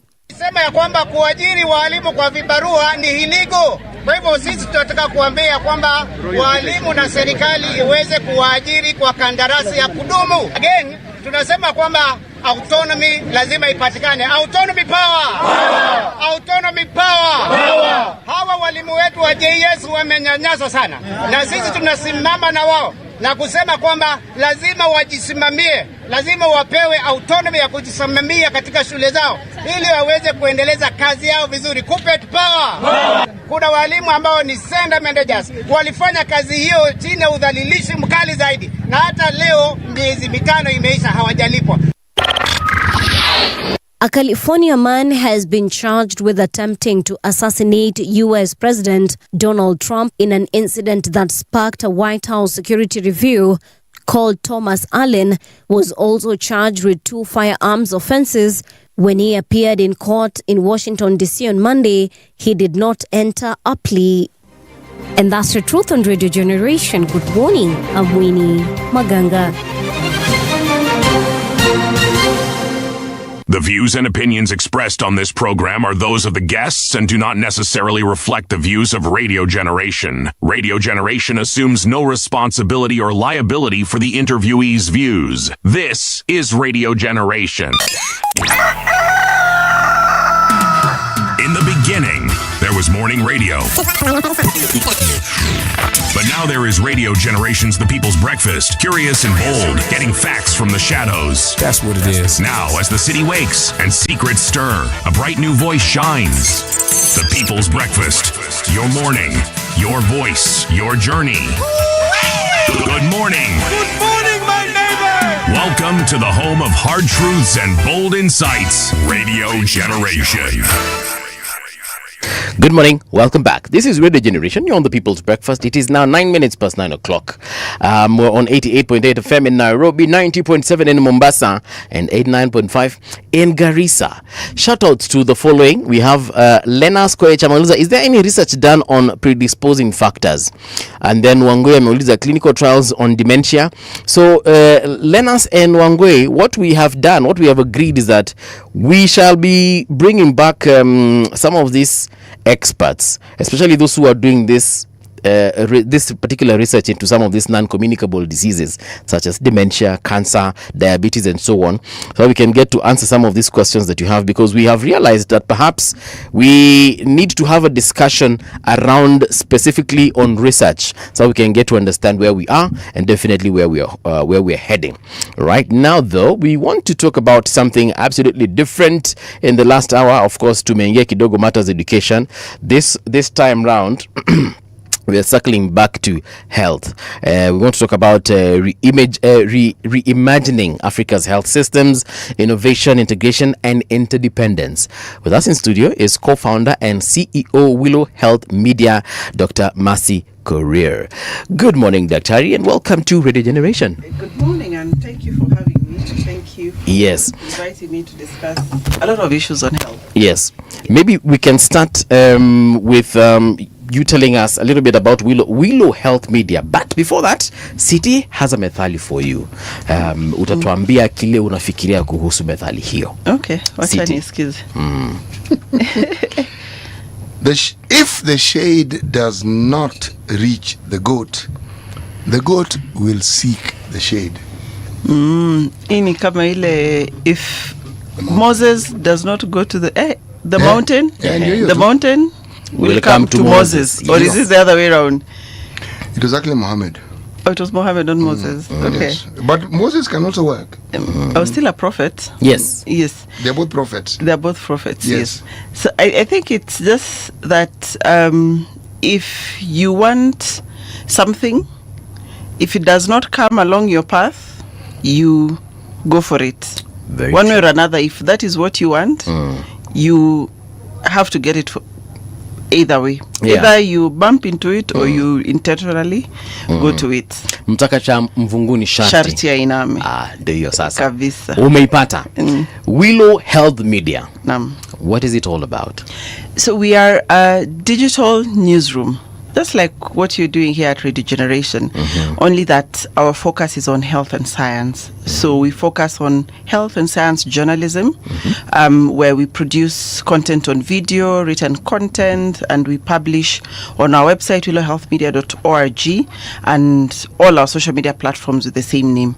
We are 1.5 years old, thereabouts, in the market, and it was just born out of my previous work at the Standard Group, where I was leading a team doing, all of this health content. So we've now done it as a full-time, career with a team of 25, most of them journalists, who produce and do the kind of work that you do here. Yeah. What are some of the intriguing stories you've encountered as far as health is concerned? Okay, so the most recent one, and you can find this on our YouTube, was 20, I think she's 26 now, or 27-year-old girl who had this really massive growth that disfigured her face. And the doctors who are planning to work on her told me this in 2023. So in 2024, when we started Willow, it's a story we started following up. So she had a facial reconstruction. Yes. So you can imagine half her face, they removed that whole tumor and replaced it, her mandible, her upper jaw with a full what's it called, implants. Yes. And now she has a new face, she has a new life. She's now able to get about doing her work. So and you can get that online. So it's work that we did over 2 years. The surgery itself was an 18-hour surgery. My team was in there on a Good Friday until late in the evening. We followed her up to a till home until now. We published it last week. Okay. Yeah. Wow. So this is a story that you've been working on for how many years again? 2 years. 2 years. 2 years of work. Yes, 2 years of work. But we call it How 2 do years you of even work. keep up? Yeah. And a lifetime of change. No, you have to, because it's the call of journalism. And then when you start a story like that, you get invested, because you also want to see this succeed. You also want to see the life of this girl changed, and also just thinking about what it means to the doctors that they've been able to do. This is a world's first facial reconstruction surgery done here in Kenya by Kenyan doctors, Right. Kenyan engineers, Kenyan everything. What that means about, the vote of confidence in the healthcare that we have, in the expertise that we have, that this was actually able to be done here by our own medics. So it's a beautiful story with a good ending, thank God. Yes. That is encouraging. And we've seen after we published the story, some people are like, can we get in touch with these doctors? I also have something similar that would need attention and help from the doctors here. Some 2 hours ago, we were having a conversation just around biomedical research, specifically in oncology. And it now that you're telling us about this particular one, and then I remember what the other doctor told us 2 hours ago, I feel good. It warms my heart to know that we actually have got these advancements in technology and advancements in research that are helping us achieve things that perhaps 10 years ago we would need to go to maybe India or the UK or the US to get the same treatment. Yeah, and like you said, it is that it's happening here. People need not travel, spend a lot of money, sell all their property to get some of this care. I think the challenge that we have as a country is getting to know where I can go for certain kind of help. Right. Who's the right expertise to do that? What is the process? Those kind of information that helps you as an individual to make an informed decision as to where to seek help. And one of the conversations we are having yesterday is that right now in this day and age, health communication is actually a determinant of health. if you think about it, and in the digital age ways, there's a lot of information, misinformation, disinformation, fake news, malinformation, yeah. everything. The right kind of health information is literally the difference between you going to the right place or you going, to some quacks. Of course, it means there's a lot of policy issues that need to work, that needs to be sorted out, a lot of proper implementation so that we weed out the quacks, weed out the corrupt issues in the system so that people are able to get the right kind of help, because we have the expertise, we have the equipment, not all the equipment that we need, but we have something there. Right. And so it's a good place to start. It's definitely not the health system that I started working in 2012 when I was a medical intern. Things Right. have changed a lot. Yes. Yeah. Last week, we were speaking with Dr. Muraguri from the Ministry of Foreign Affairs, and we were talking about health sovereignty. And these are some of the things that will help us achieve that. The research in things like cancer, diabetes, dementia, and then, of course, now innovation as far as medical treatment is concerned. From where you sit, do you think, number one, we have achieved medical sovereignty, health sovereignty? Are we 50% there? Are we 30% there? Are we 70? Give us some kind of outlook.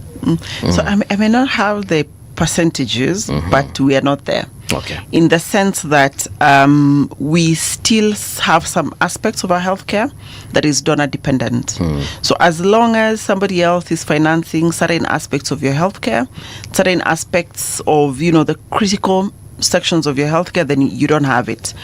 The Trump administration was a wake-up call, because remember, he came in and froze aid. On 20th he's sworn in. On around 25th he's like no more aid. And what we saw was our health data was funded by the US government through USAID.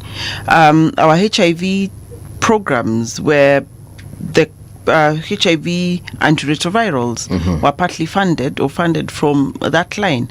These are critical things that should not be dependent on anyone else except your own taxes and your own funding, so that you're able to make decisions around it. Of course, the government has been now trying to mitigate, resolve those issues, find ways of funding it themselves, but we're still not yet there. So when you have the critical areas of healthcare being funded by others, then it's a problem. Yeah. Sovereignty for me is when the building blocks are totally autonomous. But remember, we live in an interconnected world. We cannot do without other people or the Western world. Development partners, like we call them. Yes. Yes. So there are things that they've made advancements in. For example, if you're looking at,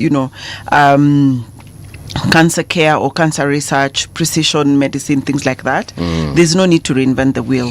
So it would be to support us here to be able to now do our own research that is relevant to our own people. And I'll give a different example on this one. Snake bites are a problem in Ukambani, where I did my internship in. We used to get a lot of snake bites. I come from there. I know. Baringo, West Pokot, those areas have a problem with snake bites. But the antivenom we use is from India. How is that antivenom developed? Using the snakes in India. The snakes in India are not the same snakes that we have here. Thankfully, they kind of work. All right. But increasingly, you have to find medicine, cures, solutions that work for the population where you are, because people are different. The black population, the African population, us guys, are different from the white, from the Caucasian, Asians, from the Asians. We are all different. The animals that exist there that cause a problem to us here are not the same ones there. So for snakes, for example, it may sound something, because it affects, a few people in Kenya, it may just sound like it's nothing. But if research was well funded to be able to find antivenom for our snakes in Kenya, then we'd see a different kind of response, and more so that you'd have readily available antivenom. Okay. And that means you're able to manufacture here. What does that mean? You're able to employ people. People have gone into school to do research. People go and study, those snake things. I know we have the research institute here in Karen. I forget the name, but it's here in Karen. Okay. So there's a bigger ripple effect than just getting the solution for the problem, because there's a whole value chain that you can have there. So now translate that into issues like cancer, diabetes, hypertension, and cancer is not just one. Any part of the body that you can think of can have cancer. Yes. So it's a whole chain and a whole ecosystem that then we are able to grow, because increasingly Kenya is having a double burden of disease, where it's almost 50-50 between infectious disease and uncommunicable diseases. So at a policy level, government has to think of the solutions in those two senses. As much as we are looking for, solutions for TB to treat malaria, other infectious diseases causing pneumonia, we have to think about the non-communicable diseases, because as the population ages, then this becomes a bigger problem. So it has to think around that when it comes to innovation and the issues of sovereignty that we're talking about. Let's just go back a bit. Why are we using antivenom from India? Where haven't we, okay, let me rephrase. Why haven't we developed our own antivenom? We still have those snakes, right? Yes. They are still here, they are roaming. Yes. We have a whole snake park somewhere in this country. We have got doctors who deal in toxicology and so on and so forth. Why haven't we developed our own antivenom? So we are in the process of that. There is a city you should remind me of. I think it's Kesri, Kenya. It's a Kenya Snakebite Research and Intervention Center. Yes, it's based in Karen. So they have actually been working on it. We have an entire center around snakes. Yes, and they have all the kind of snakes that exist in Kenya, so that they're able to get their venom and they develop this antivenom. Yes, so some of them work around developing medicine, vaccines or antivenom. They take time, because they have to inoculate this snake venom in, I think they use sheep, horses and camels, if I'm not so you have to inject them with the venom so that they develop the antivenom, then you work on it. So by the time you get to clinical trials with humans to make sure it works, it's a whole process. But good thing is, it is ongoing. What needs to be done is to support that work. Kenya's investment in research, the whole country, is supposed to be 2% of GDP. We are at around 0.7, it's not even 1%. It's still small. So how are we going to solve anything with that kind of money? Exactly. And it's sort of the same conversation you are having here on education. Schools, education develops the future workforce for the country. It's the human capital development.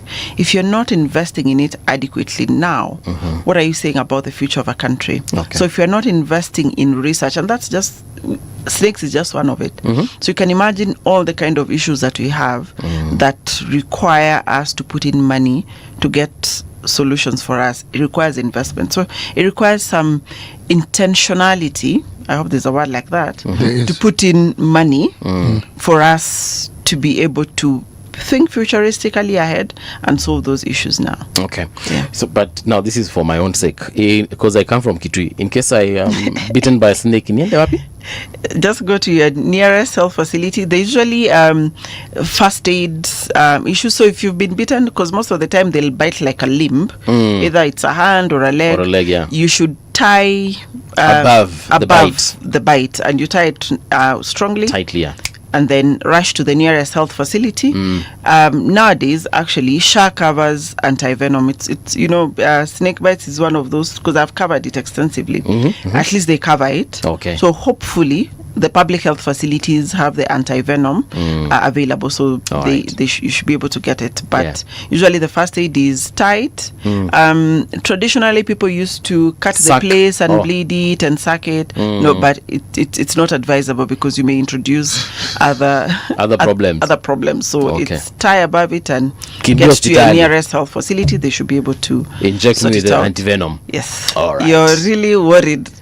You know, I come from there, and so every time I go to Shag, I've never thought about it. But now that you've mentioned it, I might as well have this information. Not that I will be, but just in case of someone else. Yeah. You know, now we know what to do. All right, now digital transformation as core infrastructure as far as our innovation and more or less advancement in healthcare in Kenya is concerned. Where are we at now that you're in the realm of media as far as medical propagation is concerned? We are doing well as a country. If I think of, randomly some of the things that are happening, and we've covered some of these stories on using technology to facilitate or to help medics, and you can just think from even the kind of obvious ones like telemedicine. We have institutions here where they have enabled consultation, where you could be in Garissa and you're consulting with a medic here in Kenya, so that sometimes we usually say 70% of a diagnosis is when the doctor talks to you, all of those questions they ask you that you think are intrusive. Do you smoke? Do you drink? Did you sleep well? Those kind of questions. There are so many people I think usually, why are you asking me all of these things yet? I've just come with a headache. Yeah. So it's City, are these questions you have difficulty answering? Oh, no. I'm laughing because when people are asked personal questions, no, let me be specific. When Africans are asked specific personal questions, it's not just intrusion. They consider it rude. Okay? And yet, we can actually make it perhaps less intrusive by saying, explaining and introducing that I'm going to ask you a few questions. Right. The reason for asking you those questions is this. Then you proceed by asking, can I ask you a question? Then you ask the question. So when they say no, what happens? They will not say no. See, they'll not say no. But just but you've then you explain further and you ask them, okay, Paul, say no. No. Why are you saying no? Because why do you want to ask me very deep questions? Have you understood the explanation I've given you for the reason why I'm asking the questions? Yeah, and I feel like nimekuja hapa tumbo inasokota. Wewe nipatie antacid story ishe. The purpose of this question is to determine what exactly is causing the problem in your stomach. Okay. Yeah. All right. Yes. But most of the time people will give you the information that you're looking for because it helps in the diagnosis. So making a diagnosis is not just about giving you medicine, because I usually say that is witchcraft. Like, you can get medicine for anything, but asking the questions, sometimes you get to the root cause of the problem. Imagine when they ask all of these intrusive questions, they find that this could be a symptom of cancer, and then it's diagnosed early, and then it's able to be sorted out. Treated, So it you helps. may even have an ulcer. And that is what is causing your problem. Exactly. And as far as you're concerned, given where you come from, you think somebody has looked at you with a bad eye. Yes, and there's nothing to do with that. Exactly. Exactly. Where? Anyway, so we're talking about telemedicine. Kazi yenyu ni ngumu. Kazi yenyu ni ngumu. That's why it's a calling. Yeah. You have to be, dedicated to it. So telemedicine. So you'll be able to have a conversation, and when you're having conversations, you pick a lot more than if somebody was just writing and texting. And then the other bit is now they're able to look at you, and somebody will examine the patient on behalf of the doctor, and they're able to get a diagnosis. And so that bridges, that distance gap, and you're able to consult, because there are some specialties and subspecialties that have really few people, that it doesn't make sense for them to go everywhere. So it bridges that gap. The other bit is there are some technologies that sort of, let me call it triage, or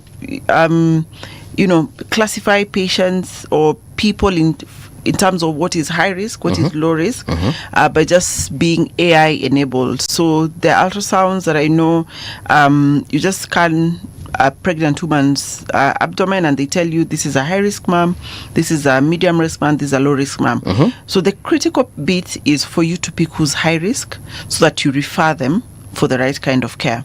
So that means now they'll be able to be followed up properly by an obstetrician. That pregnancy is able to be managed up to the tail end. Because before, you just walk around because you may not have access to an ultrasound, or even the person doing the ultrasound, because an ultrasound is very subjective. If I don't know what I'm looking for, if I can't see what I'm looking for, then I may say my own things. Yeah. So, but this now helps you to classify. Then now a professional will now do further investigations and help, because otherwise you would carry a pregnancy and then on delivery you have a stillbirth, or you have a baby with, anomalies or issues that maybe could have been sorted out in pregnancy. So it's a wide range of things, and good thing is Kenya, is embracing use of technology, use of AI in some of the things that we are doing in the medical sector. Actually, now that you've spoken of AI, I've heard of this Continental Health Artificial Intelligence Architecture. Ama hiyo ni kama sijaisikia. Okay. Ulisikia wapi? Nikisoma nuka tu hizi vitu. Okay. And what do they do? What's it about? It's some kind of integration of AI with health services, but clearly I need to refer back to it. Nonetheless, speaking of AI, how are we able to use AI in health as far as Africa is concerned? Because at the end of the day, I picture health as just me and my doctor having a conversation about my situation. They take samples, they do their biopsies and so on and so forth, and then they get back with a diagnosis. How are we using AI? So the important bit to note is AI does not replace the human intervention, does not replace the human bit of it, because at the end of the day, somebody has to interpret something, somebody has to think about the information that is there. And we know, even when using ChatGPT, Perplexity, Claude, wherever, they can hallucinate. They can give you some things that are not... AI can hallucinate. It hallucinates. Okay. It hallucinates. Sometimes it gives you links to things that are not really relevant to what you're looking for. So it's always good, even on a day-to-day basis, when you're using it for anything that you want to, that you counter-check. So it's the same thing with medicine. And the application that I'm seeing catching up very well is in diagnostics. Right. Because once it has learned, say, a lot of x-rays, then it's able to pick with almost a certain kind of certainty some diagnosis. So say you want to see, is it TB? Is it a pneumonia? Is it one of these rare things that are showing up in the lungs, for example? Is it COVID? Yes. So it's able to give you with a certain certainty. But as a medic, even with that, you still have to go back and do what you call clinical correlation. Is what I'm seeing here making sense with what the patient is telling me? Yes. And what I'm getting from examining the patient. So you still have to make sure Confirm, that it makes sense, because if it doesn't make sense, then you're missing something. Either what you're getting from your diagnostics is crazy and hallucinating, or you missed something from the patient. So you still have to have that human intervention. Even aside from AI, there is the use of robotics in surgery. Oh yeah, that I've seen. Yes. Somebody asked me yesterday, okay, all of these nice things, robotics, would you agree to go for surgery and a robot? And I'm like, absolutely not. Absolutely not. I still want a doctor to operate on me, right? Because in the rare occasion that there's a complication, you need somebody who can think quickly on their feet, and do something about it. But what it does, and how I see it being relevant, is that you're able to connect with a specialist in whichever part of the world, and that you're able to co-work together to do a surgery that maybe you'd not have been able to, and it's not feasible for them to come. And so over time you build the skills and the knowledge to do certain kind of skills that would otherwise be hard to get. So again, bridging that distance gap and knowledge gap. Before you wake up and then daktari anakuambia sasa Masi, makosa imefanyika, tumekata mguu yako. Masi, does Willow Health Center have a training component? Yes, we do. So Willow is a newsroom for journalists. So our work, much as I'm talking about all of these medical things, my day-to-day is the journalism work that we do. And we do train from interns. We get interns and work with them, those would be interested in health journalism as reporters, or even in the other aspects, graphics design, video editing. But then we also have partnership with Kemri Graduate School, where they train health journalists and public health communicators in, proper health communication, health journalism for those who are in health journalism, and we work with them. So what Kemri does is the theoretical part of the training, and then we do the on-ground, actual boots on the ground journalism. So depending on what their story pitch and their story ideas we work with them to now go to ground, do the interviews, basic news gathering issues, and hopefully to have a lot more people doing the right kind of health journalism and health reporting. Like we said, health communication is a determinant of health. So it's critical that we have the right content going to the audiences, because at the end of the day, and this is how I see journalism, it's also a matter of life and death.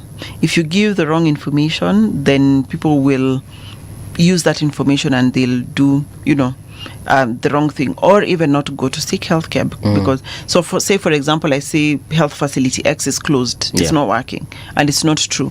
What happens? Somebody would have otherwise gone, will not go, and the consequences are dire after that. So, hopefully, our work is to make sure that we have a critical mass of journalists that do the right kind of health communication, health journalism, especially in this digital era where there's too much information about everything and anyone can be an expert in anything. Really?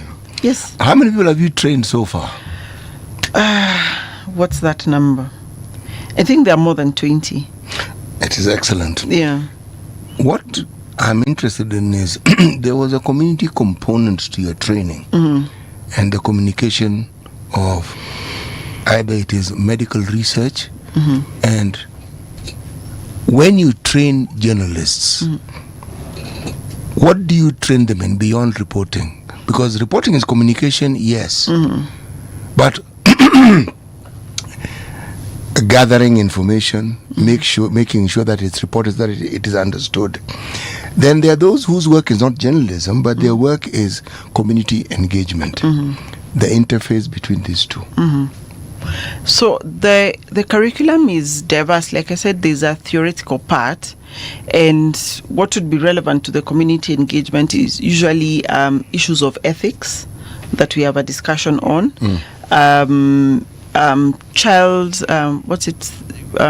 The children issues, I forget the name, because when you're covering children, vulnerable communities, there's a special consideration for that. There is assenting vis-a-vis consenting. Children can't consent. So there's the assent and the involvement of the parents. Exactly, or guardians. So the chief cannot say you have a right to interview the child of so and so. Yes. And then in some cases also, if you need to hide the anonymity, say it was issues of sexual, gender-based violence. Yes. Sometimes you hide the child's face, but the mother is speaking on camera, or you're in their compound. You filmed everything. Yeah. So what confidentiality? Have you, yes. So so there are those kind of things that we have conversations around, and then the legislation, laws, and policies around media, around health. We touch on that, so that even if they are going to the field, even if you're not going to do a story, you have to understand that people have their rights. They are enshrined in the Constitution, in certain legislation, so you have to respect all of that. So at the end of the day, it's not just the story, but all of these other things that you don't always see, because it's a lot of the work in the back end. What you see here is just a good story that has been published, or a good story pitch that is coming your way if you're in the newsroom. Yeah. What do you think about traditional medicine as a pillar of primary health care? I think I'm increasingly becoming an advocate of traditional medicine. City, don't laugh. Because Yes. when I do many stories and when I borrow from my own experience, I grew up with herbs. You know, when I go back to the village, I can identify plants that we were using for certain ailments. I don't know, you have knee pain because you've fallen, you're told, get to that tree, I don't know, do something about it and use it and it heals. Aloe vera. No, aloe vera is even a sophisticated one. There are certain plants I don't even know the names in English because I just know them in my mother tongue. All right. And I was just thinking to myself, they used to work back then. They're still the same plants that are there. And then modern medicine is derived from plants. It's just sophisticated herbs. So for me, I think there's room for that, traditional medicine. And by traditional medicine, it's not these people who hawk concoctions, you know, in buses or in the streets. No. Red liquids in some 20-liter jar. Yes, some of them is what? Potassium it's called Permanganate. permanganate. The one where if you mix with, it's just chemistry working. Right. No, that's not traditional Titration. medicine. You see traditional medicine.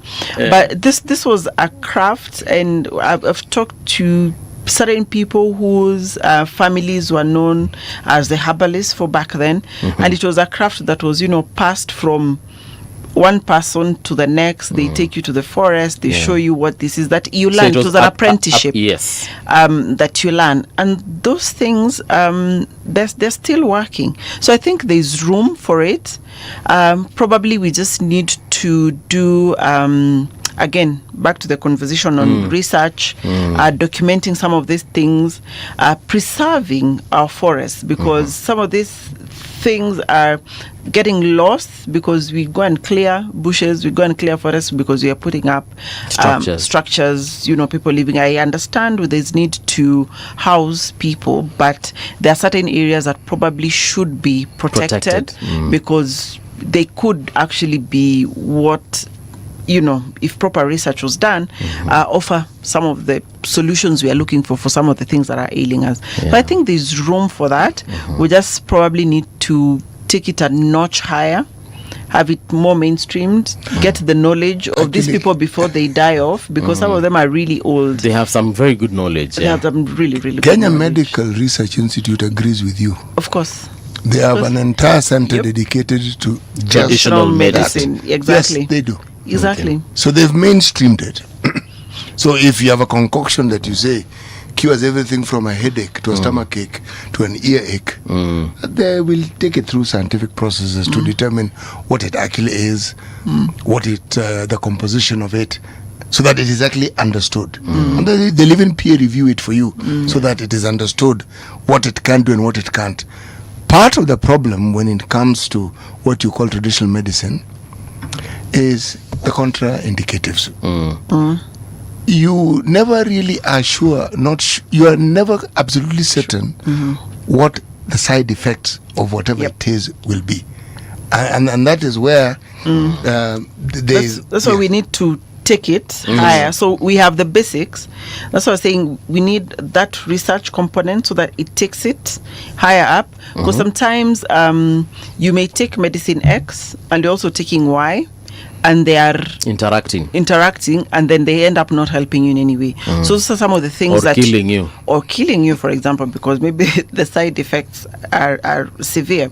So that's now what CT, not to put words in your mouth, but what needs to be done so that some of these things, because they're there, we take them higher, we document them properly, we do thorough research on it. If it's purifying some of these things, we do that. And I know there are people who are doing it in their own, you know, small scale level. That and I met this lady late last year. It's one of the stories that I need to do, and she has, you know, processing plant just here in Karen, where she boils some of these herbs and, you know, let's call them, all of them are herbs and seeds and tree barks, roots, and packages them in bottles.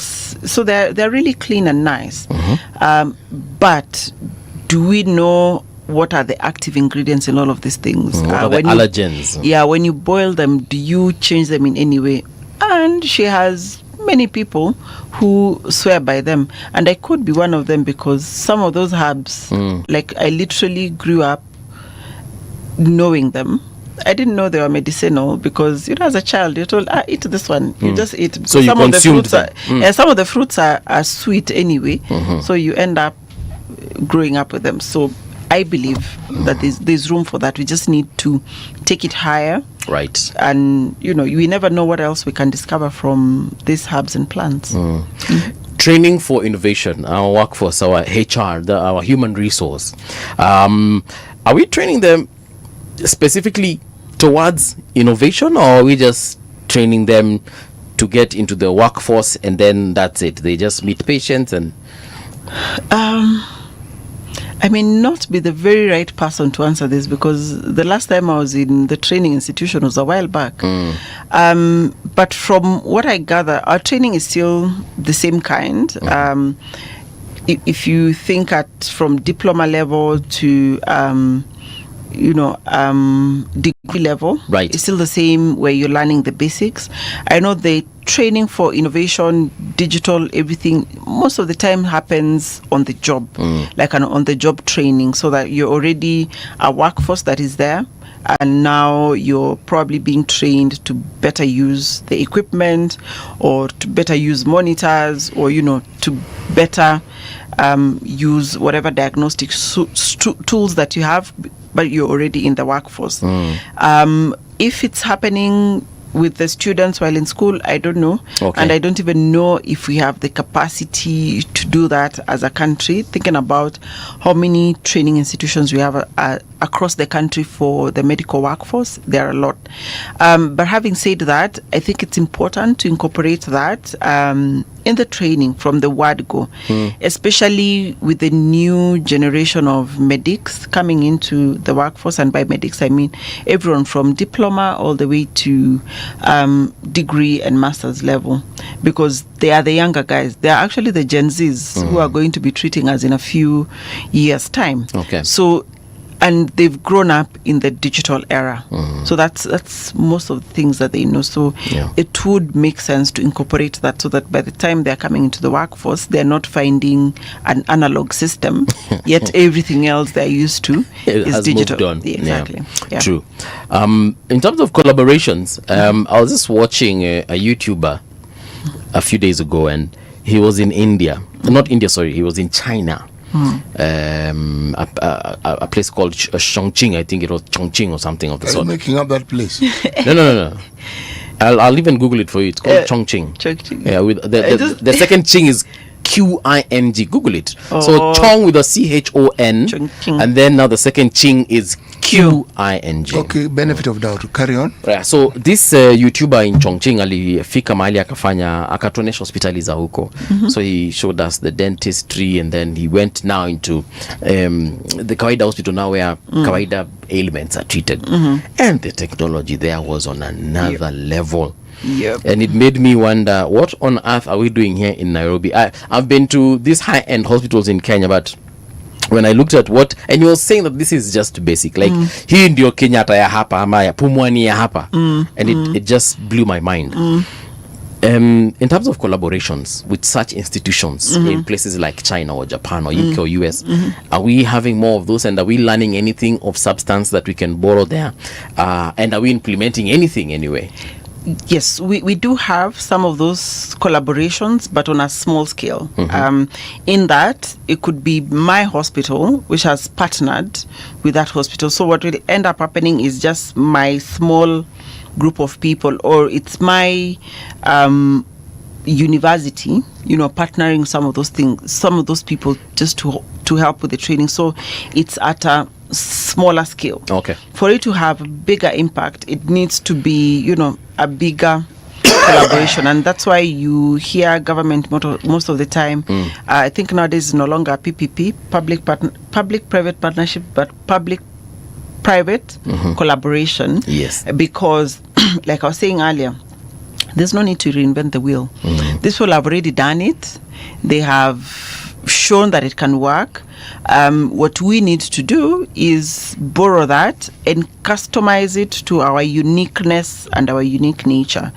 I know some places where, say, a lab, you have a fully functional automated lab because it's a private sector person who's worked with one of these big manufacturers to set up that. So imagine if government would do that.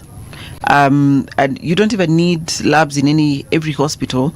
Like in every referral for the county, you have a fully automated lab, for example, that, because you're working with one of those big manufacturers, you have the capacity here because you're always training lab technicians, you're always training pathologists, all of these people are there. So imagine if you had 47 of those, what that means in terms of capacity to make diagnostics, the turnaround time. Will stop the stories of, you suspect you have cancer today, but you're getting your diagnosis 6 months later. Yes. The cancer is not waiting within that 6 months for you to do a diagnosis. So yeah, there's room. Okay. So that it just doesn't happen on a small scale with private sector players only, but for it to have impact, it needs to be large scale. And you'll hear a lot more of when people do these pilot things, they're like, we need to scale up. You need to, what does sustainability look like? And those are usually the conversations that are there. Of course, that needs one, goodwill. Yes. And goodwill is from political goodwill All from right. a higher level. We are having conversation on maternal deaths. And, one of the CECs, Dr. Ganda, was like, any mother dying is a political leadership problem. Dying of preventable deaths. It's a failure. It's a failure of the political and the leadership system. And political in the sense that health in Kenya is devolved. Who's at the helm of the counties? It's the governors. So if you have not made an intentional decision to make sure you have blood in your hospital, to have the right personnel, the right medicine that would stop bleeding, because bleeding is one of the leading causes of maternal deaths. If you have not made an intentional investment in nursery, NICU, newborn ICU for children, if this mother dies, if this child dies, who do we blame? It's on you as the governor. It's on you as the governor. So once we pin it where it matters, that it's a political problem, and some of these preventable issues in our health system are actually from a political and a leadership problem, because they're the ones who make decisions on where the money is. So it's a governance issue. It's a governance issue. Okay. Most of the time, you sort out the governance issue, then you're able to sort out that. So top of the list is that goodwill, that we have a problem, we need to resolve it, these are the solutions, and making it easier for people to invest. If you talk to medics who are entrepreneurs who set up hospitals, the taxation is just crazy. Last I checked, probably it's still the same. The hospital bed is still classified the same as the bed you sleep on. Meaning? So it still attracts the same taxation. Same. There's no as my bed at home. Yes. Same. So if you're investing in a hospital, I'm paying heavy tax, and that's just one issue. And I use the bed because we can all relate to it. So what other things? Our spectacles, CT you are wearing, at least they are either zero rated, one of those tax things that makes it affordable. But hearing aids are not. They're classified, last I checked, they were classified as cosmetics. We can check that, or somebody listening can fact check that. So that means, it's as if it's luxury. It's like headphones. Something like that. Yet, if you think about the importance of that hearing aid, if you diagnose a child early who has a hearing disability, or, has a hearing problem that can be resolved. If they get a hearing aid early, or a cochlear implant early, it means that child will have speech, and they'll be able to talk well, and they'll be able to communicate. But these things are not affordable. Just because of that. So there has to be a component of that leadership still, making it easier for people who want to bring some of these solutions easier, and the barriers to entry much lower. Okay. Then talking of implants, like the story we were doing on the total facial reconstruction, the mandibles. Yes, yeah, they needed, let me call it the lower jaw, which is the mandible, and the upper jaw, which is the maxilla. It's an implant that needed to be brought in. I think it cost almost 5 million shillings or thereabout. The what? Yes, because it needed to be custom made. Because you see, everyone's face is different. Sure. So you needed to custom make it for this patient. For this particular patient. So it has to be a certain weight, it has to be a certain size, like all of these things, and then like you're fully reconstructing the face. Actually, it's the Catholic Church that funded and really facilitated a lot of that. Otherwise, this girl would not have been. What is stopping us from manufacturing these things here? We had titanium, right? Because most of the time they're titanium. We had a whole, mining, titanium mining, but we were shipping all our raw materials. What stops us from doing it here? Okay. We train very good biomedical engineers who are able to do all of these things. We there have was one the who was here expertise. just a while ago. And there's one who is talking to you even now.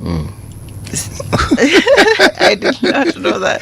Yeah. So then you understand all of these things. We can do it, but we just need that help from top there for us to be able to resolve some of these things, and we'd see a big change. Communication bridges many gaps. How does Willow Health Media work to ensure that what happens where the bulk of our population is, as in the rural areas, that we actually know the health challenges that people face in all these areas? How do you tackle this? So our approach is two-pronged, where we are online, of course, and just looking at the data and statistics, and you probably have this because you're a digital platform also, that around 80% of Kenyans consume their content, news, everything online, digital platforms. 94% are on the smartphones. So we make sure that we are available and visible in the internet anywhere that can be accessed through the internet. But then we have now the second component where we do, I call it boots on the ground. Where we go to, and we've done this doing town halls in a particular city or a particular area. We bring people together, and the policymakers, depending on the conversation that we are having, to come and have a discussion between them and the people who are there that are representative. Key to the people who represent people for us are the community health promoters. These people, you'll be surprised, they know everyone within their jurisdiction and city you've worked with. Back then there were CHVs, community health volunteers, and they went to community health workers. Now they're community health promoters, and they know Mama so and so didn't have food yesterday night. So those are the people who can articulate the issues that people are having. So now we have a conversation between them, us, and the policymakers, depending on the conversation that we're having. But we engage with them quite a lot, actually, in our content. Some of the stories we do, we'd say community health promoters are our people on ground. They have proven to be very good gatekeepers. Very. Very. Daktari, as we finish, tell us a little bit about the World Health Summit regional meeting of 2026, in which you will be speaking. Yes. All right. So the World Health Summit 2026 is the regional meeting is happening in Nairobi for the very first time in Africa, hosted by the Aga Khan University. East Africa Medical College, I think. The president hosting this is Professor Lukoya Atwoli, and it has brought in over 2,000 delegates by what I heard yesterday. It was opened by the president yesterday, and there are many conversation. Part of the conversation I'm in was on the importance of digital media and strategic communication in health, and that's where we're talking about health communication being a determinant of health. Then there are very many other issues. The conversations around cancer care, for example, and research, precision medicine. We're talking about youth-led innovations and the role of youth. These conversations about women. So it's really a global summit that brings together different players across the globe to come and have conversations on health. And specifically for this one is just reimagining the future of health and knowing the digital era we are in, the kind of global challenges we are facing, the geopolitics, the financing around the health space. Yes. All of those conversations are happening there. So really it's bringing all together all these minds, and hopefully from this meeting there would be collaborations that will proceed to resolve some critical issues and critical problems that are in the health sector, not just in Kenya, but looking at Africa as a continent, because we are with the African demographic, we are the next frontier for everything, because as the West ages, Africa is rising. All right. Are you speaking today or tomorrow? Yesterday. Oh, you already did yours. Okay, sawa. That's awesome. We've come to the end of the conversation. That was brief. Yes, imagine it is. It was, but it was a good brief, wasn't it? Yeah, I enjoyed it. I absolutely loved it. I'm still waiting for the people's breakfast though. That one. You too. As soon as the mic is off. Oh, kuna people's breakfast. You too. It's a people's breakfast. But thank you so much. This is where we come to a close, guys. See you tomorrow morning bright and early at exactly 6 in the AM. Sitisema kwaheri. Kwaheri. Haya basi, tuonane bright and early. Radio generation, the sound is fine. Pump it up, turn it high all the time. Let the music move you, let's sway. Radio G's got your jam all day. Radio Generation, the home of urban soul.